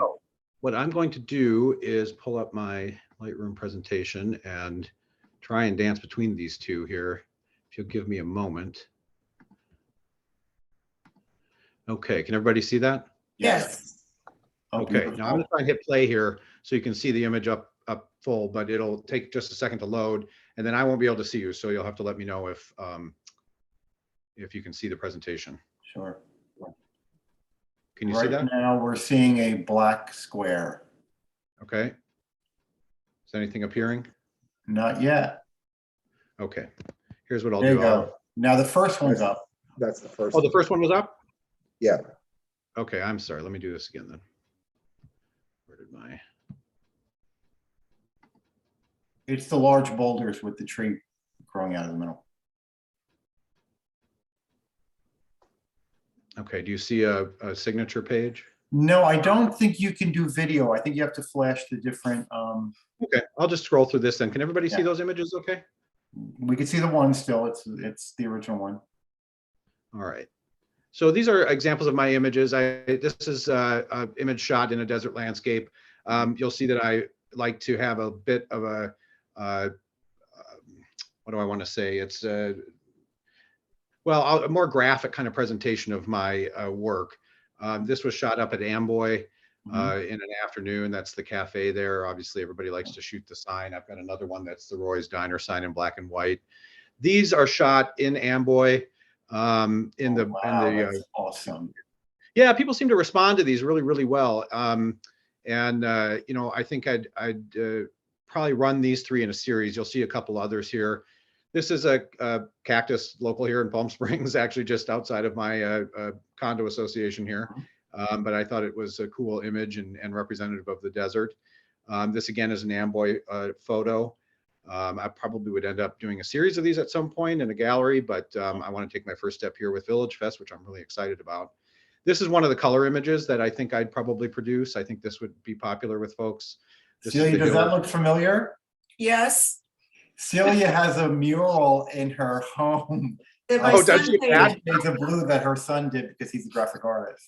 Yeah, it actually is a real photo. This is a straight out of camera. I didn't do any editing to it. Wow. And so this is what it was shot. So it's actually a real photograph of the hills just on the other side of the 10 across from the windmill. So this is probably one of the few color images that I would do. This is a little more graphic image that I'd probably have in a smaller frame. This is an image of the windmills. Something I like about the desert and something that I think people are, you know, people come to the VillageFest to buy something that's local, in my opinion. They want something that is windmill, Joshua Tree, or desertscape. I sometimes see the desert in a different way. I see the wind, I see the weather. You know, those of us who live here know that this is a dramatic weather place, and I thought this one was a good representation of that. This is out at Box Canyon. This is a rock formation out there. This is up at East Jesus. And I want to confirm with the East Jesus folks that I can use that image. If not, I won't use it, but I want to confirm that because it's, you know, an East Jesus art. If so, I'll, you know, maybe have an arrangement with them to share some of the proceeds. Again, this is some rock formations in Joshua Tree off trails. This one won a Best in Show in an art show in Ohio, believe it or not. My husband is from there, and I entered this, and this just won a Best in Show last month. So I'm proud of this one. This is the Choi Up in Joshua Tree. Here again is another rock formation, another abandoned building at Amboy. And then you might see some inspiration from Ansel Adams. I started shooting photos when I was 13, so that's almost 40 years ago. I had a film camera, a Pentax K1000, and Ansel Adams was my hero. And so I've ever since then been trying to emulate some of his work. I don't want to copy it directly, but that's where some of my inspiration comes from, as you can see. So I can run through a couple of the products that I was going to propose if you want me to, and then I can show you the website and Instagram. So I have, like the other photographers, I'll have 5x7s and 8x10s in matted with foam core board on the back in cellophane bags. I don't know, can you see that? Can you unshare the screen so we can see you larger? Would I? Unshare, let's see. unshare, yeah. If you unshare. Share, yeah, then it'll take that off. Share. Okay, there we go. Here we go. Okay, now we can see you. Go ahead. I think I've never done a virtual meeting before. Okay, here you go. This is This is an example of a 5x7. This would be priced at $15. So they come matted. This would come exactly as you see it, matted in a cellophane bag. I order these mats at 25 bundles. So I'd have, and I think I'll have 12 images is what I'm going to start with to see. I print all of these right here in my home. The printer's right next to me here. Everything is, sourced as locally as I can. Unfortunately, these tend to, source elsewhere, but so that's a 5x7. This is a 8x10. The bags are a little crinkly at the moment, but this is an 8x10 matted. So that would run $20. And then here are the framed. And it'll all be framed the same way in black frames or silver, but I'm going to start with black. Can you all see that? 5x7. Yep. That'll start at $45 for the 5x7 framed. And then the black 8x10 will be at $75. I don't think it matters, but your pricing is not what you're saying is not what's on the application. The prices are much higher on the application, but go ahead. Oh, it says okay. For the various sizes framed, it says $175 plus. Yeah, and that will be for custom framed original prints. I'm going to have a couple, and one that will be a signed numbered edition as well. Gotcha, I just don't think that people go to VillageFest and buy signed numbered editions. So I'm trying to kind of strike the right balance between being artistic, but also addressing the market. I think, when my friends and family come to VillageFest, they like to pick up a souvenir of the desert, and I wanted to keep the pricing, within something that I think I would purchase if I was out for a night and wanting a memory of. And the prices are your prerogative, just so you understand. I wasn't questioning that. I was letting you know that it will match with the application. So, frankly, I take your advice because I've never run a booth like this before. So this would be a new experience for me in terms of pricing, but I would hope that, I suspect that the 5x7 and the 8x10 mats, I've sat and actually watched the other photography booths on and off to see what people approach, and they tend to gravitate towards the matted, bagged pieces, and then they can frame them later. For Your the images larger are stunning. I have to say that they're absolutely thank you so much. stunning. The lighting. Oh my God. Yeah. Right. Oh, thank you. I try to do minimal editing. I use Lightroom, obviously, in Photoshop, but I try to use what comes from the camera. And so I'm out there at dusk and dawn and sunset and trying to get the light on the hills, and drives my husband nuts because I'll screech on the brakes all of a sudden and come to a mountain. Look at that light up there. And for non-photographers, it might not be as exciting as it is for me, but my two main sources are the mountains and then Joshua Tree, of course. And I think that's really what people want to come and see. My hope is, as I was listening to the other presentations, fantastic presentations, is that this would be a launching point for me to be invited to other festivals. And I would like to brag that I started at the Palm Springs Village Fest. I can show you a couple other things if you'd like to see my website and my Instagram, and I can show you what my booth, I intend the booth to look like. I think we saw pictures on in your packet, correct? Oh, okay. All right, great. Wonderful. So that's the idea. If you've seen the booth, you saw that it was all black, and then I'd have black and white prints with black frames, and I've drawn up little price cards.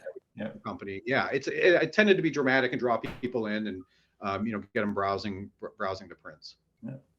It's beautiful and really wonderful quality photographs. I think. Thank you so much. I appreciate hearing that. Any of the board members have any questions or staff as well? Anybody? No?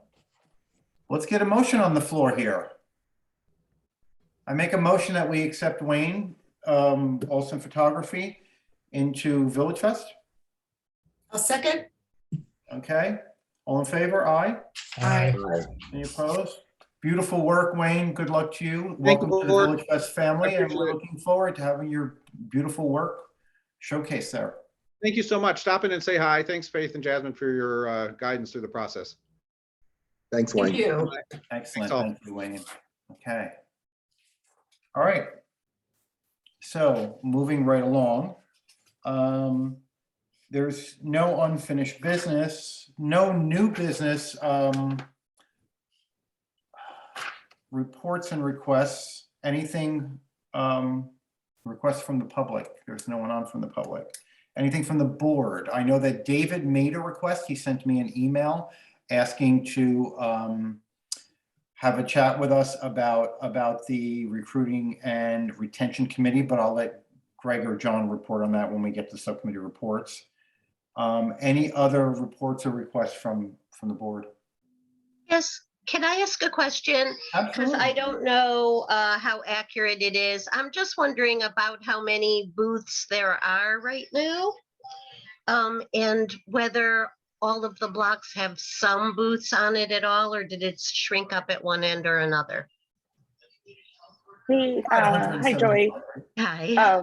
So I was actually going to report on that during staff report, so I'll just mention it since you brought it up.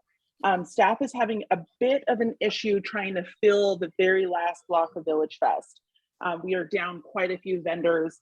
Obviously, this is the first summer in which we have been in action post-pandemic. So remember last summer, we were at a contracted space and then we opened back up in October. So we are having some challenges with vendors and keeping them in that block. So we are going to shrink the space back down. We think it probably Which block should are be. you speaking of? It is from Baristo to Arenas. Yes, that is where I was getting the complaints, and they asked some people, I didn't really do like a survey or anything, but some people had asked if it could shrink up on that side so that the street could be open if there's going to be so few booths on it. Yeah, so I'm going to work with the streets department to see if we have the ability to open up the street. My main issue is I have a traffic plan that's put in place that's certified through the state, and that is the whole length of VillageFest. So if I want to contract it, I have to contract it all the way back down to my original layout, because that's also a certified traffic plan, which would be to Talkwitz. But correct me if I'm wrong, Faith, we do have a decent amount of vendors between Talkwitz and Arenas Road. Is that correct? Yes, yes. Okay, So a few vendors that I did have from, in the one block starting from Arenas to Baristo. I think there was maybe 2 last week, but we were putting them into the other block. Right. Northern block. So right now we do not have any vendors from Baristo to Arenas Road. I will work with the streets department to see if there's some sort of traffic plan that we could put in place quickly. It will not be this Thursday, but I might be able to get it in for next Thursday. And then, it probably will be through the month of August, because that tends to be slower. And then vendors start to slowly return in September. And then obviously October is when a large majority of our vendors return for the season. So we anticipate that we'll be back at full capacity. And then we also have a committee that is working on vendor recruitment and retention. So I think that's gonna also be pretty significant in our goal to ensure all of our blocks are full. So Joy, was the request from the merchants to open up Arenas to traffic?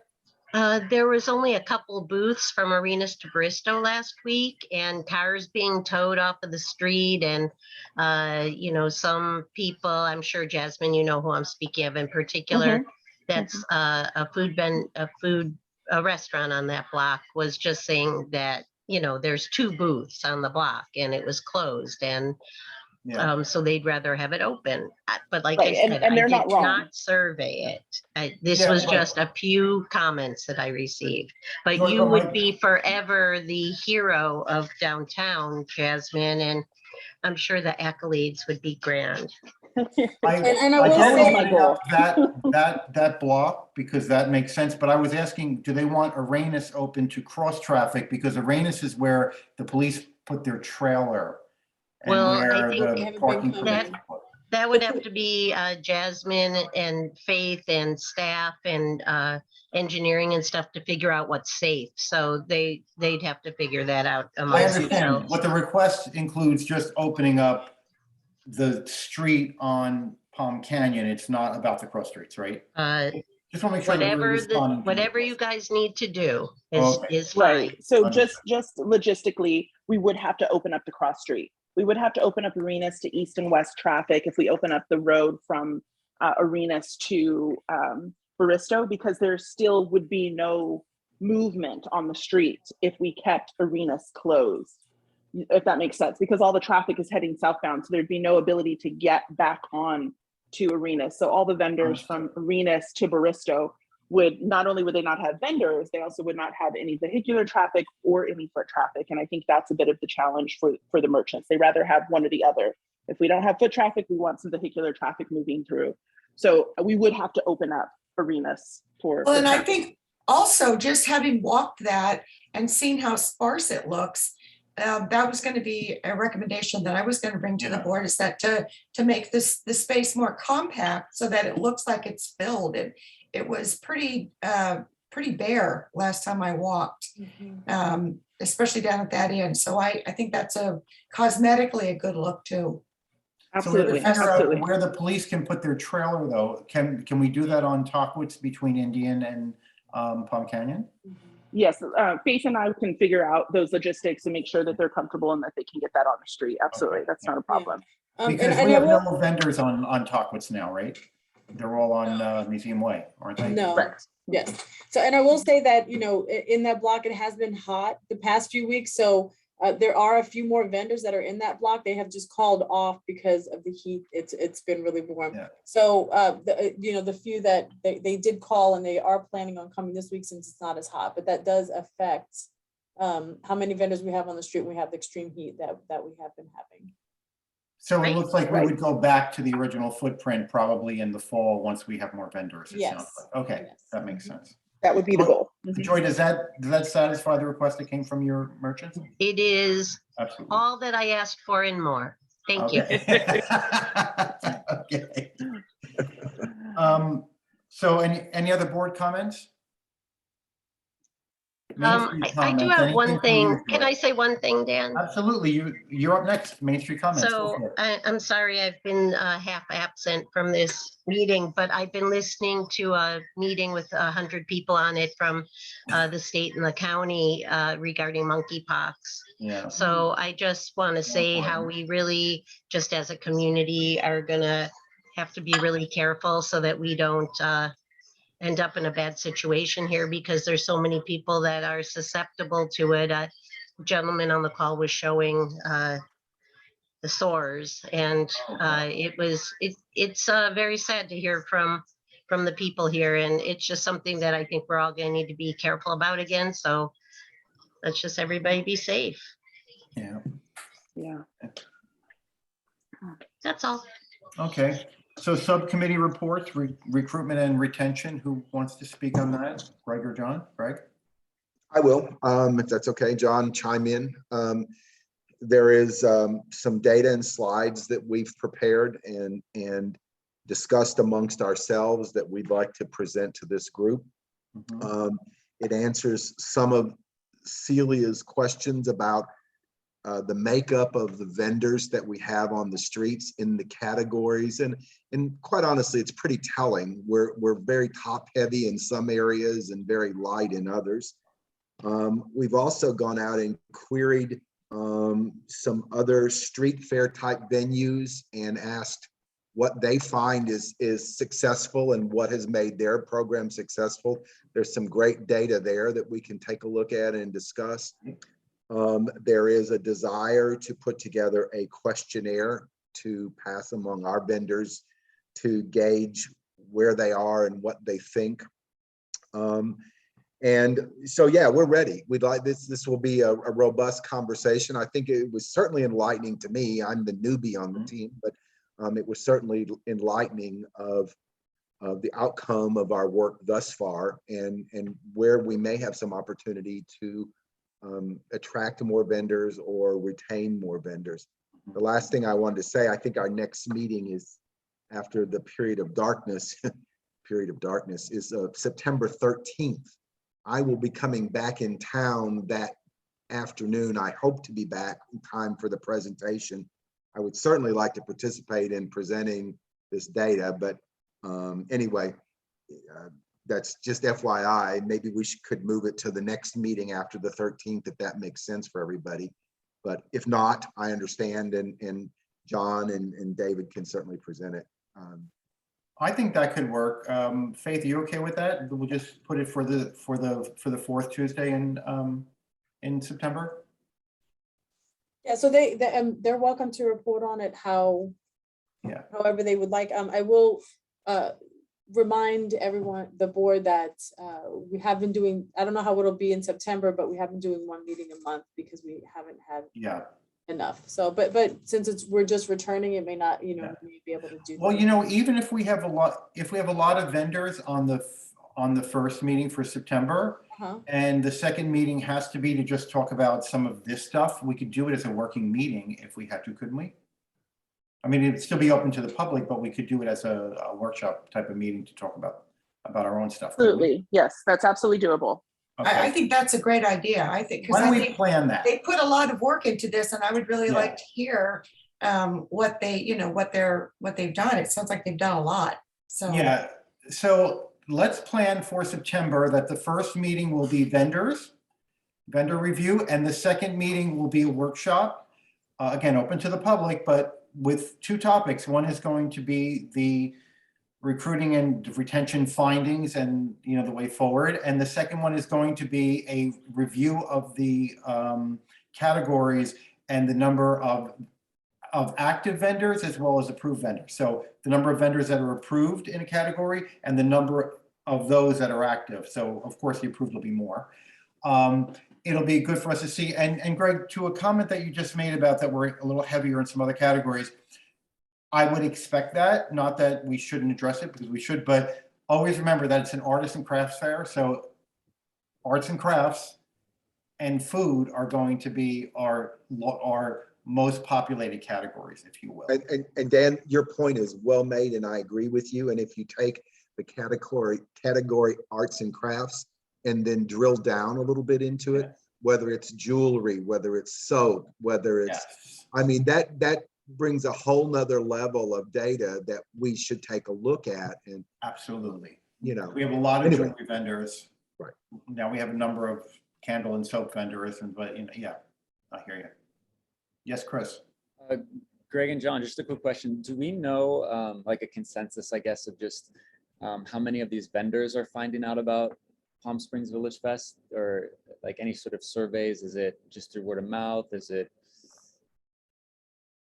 That's a good question, Chris. I think that's information we need to learn, and the way to learn. Survey question.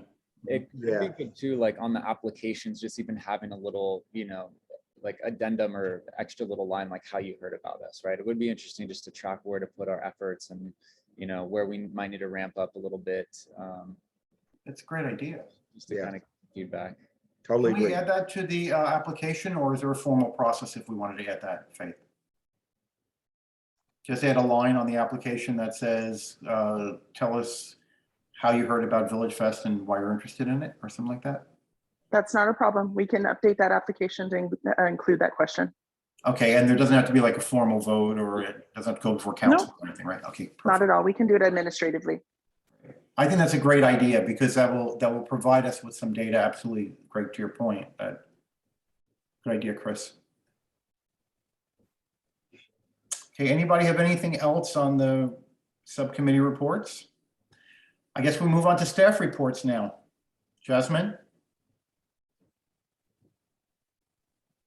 Okay, so I have two quick things, because we already talked about the layout for VillageFest, but one is we received a request from the Palm Springs Police Department to participate in VillageFest. Like a lot of city departments, we try and include them into the event whenever possible. So we just wanted to advise the board that they would start coming out once a month starting in September. And then my second item is we have not had a board retreat in a couple years, and I think it would be advantageous of us to get together and kind of go over some of our strengths and weaknesses, talk about some things, goals that we'd like to accomplish maybe in the next year, and we could even do goals, 2 to 3 years out. But we haven't done anything like this in a couple years. The pandemic really set us back, where we tried to do it about every 2 years or so. So I would like to just get some feedback from the board, whether that's something we would like to do We do typically do one in October at the convention center. It is normally an off day. It's not our regular Tuesday meeting day. We do it on a day that works for everybody, and it's a regular posting. It's open to the community. I don't think we've ever received the public at this particular meeting, but they are invited because it is a full board meeting. So I just want to get some feedback if that's something we want to discuss, if that's something you would like staff to look into, or if we just want to kind of move forward as is. I think it's a great idea, and especially I would like to add into that, I think we need to up our game on orientation of new board members, because I saw all the board members that joined us in the last 2 years struggle a bit with understanding a lot about how it works. And I think in the past, what we expected is that if someone's interested in becoming a board member of any one of the commissions, that they would have attended a few of those commission meetings prior to that to sort of get the lay of the land. But I don't think it's sufficient the way we do it. And it's been commented back to me, I can tell you that, by some of our board members, that they felt that they didn't really get a thorough orientation. And I guess that's somewhat on me since I'm the chair. So I'll take the hit on that. But I think it's something that we need to talk about, not necessarily formalize, but we need to formulate it, I would say, how we would do it going forward. Because I did struggle a little bit in the beginning, but honestly, I was one of 2 new board members, and I knew some of the other board members. So I got very quick guidance personally, but not everybody has that opportunity. I agree, Jasmine. I'm in favor of a retreat and going over all that you mentioned before, strengths and weaknesses and goals. And I also support what Dan is saying about making sure that all of the board members kind of are familiar with, the policies and procedures. And I'd like us to sort of have a commitment for how we, coming out of that meeting with how we will do that as new board members come on, because there's a churn, absolutely. Yeah, I agree with all this. I think, since the pandemic, that really kind of put a little speed bump in just the whole process, and obviously everyone having to adjust to, online. I think, when there was the city meeting, that was probably the first time we all officially were able to come together. So I'm always in favor of kind of team offsites, just to kind of clear everything, meet up in person. It's just a lot more efficient. And then we can kind of handle business on here a lot more smoother. And it would be great if Yvonne can even join us, because we'll give her an opportunity to really get to know, the board, and for us to get to know her and to get some of her great ideas, since she comes from a different environment. And is it true, Jasmine, that we will be meeting in person in September? So the last guidance that I received on that had to do with the remodeling of the large conference room. So I have not received an update on that, but I was told once the conference room was ready and fully remodeled and adapted to the technology in which the council wants it to be, which is that you can both attend virtually and in person. Once that is ready, then we're more than welcome to start holding in-person meetings. So I just have to do a follow-up and find out, where they are in that process to find out this particular retreat would be in person. Jasmine, I'd like to add, and you may already know this, I was in a meeting in the large conference room last week at City Hall. So it's available, and there was another meeting the day before this one. So there's meetings going on there.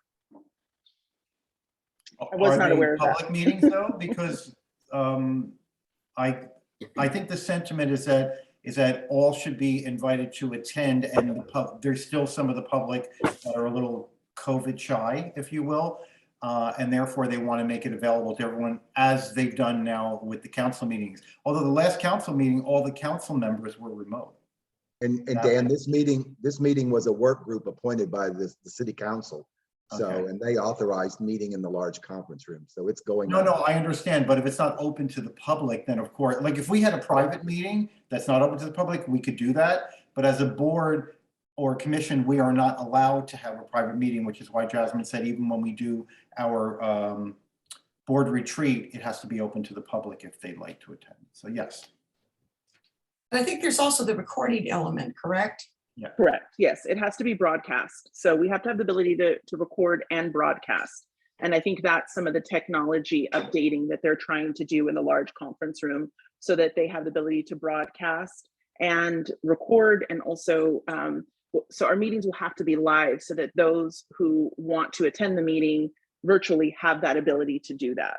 Yeah. So I think that is a bit of the challenge. They have adapted, obviously, the council chambers to that, but they have not done the conference room yet. I hope you're planning to get us hair and makeup people as well if we're going to be broadcast. I mean, I will, Faith will take care of you. Okay. Excellent.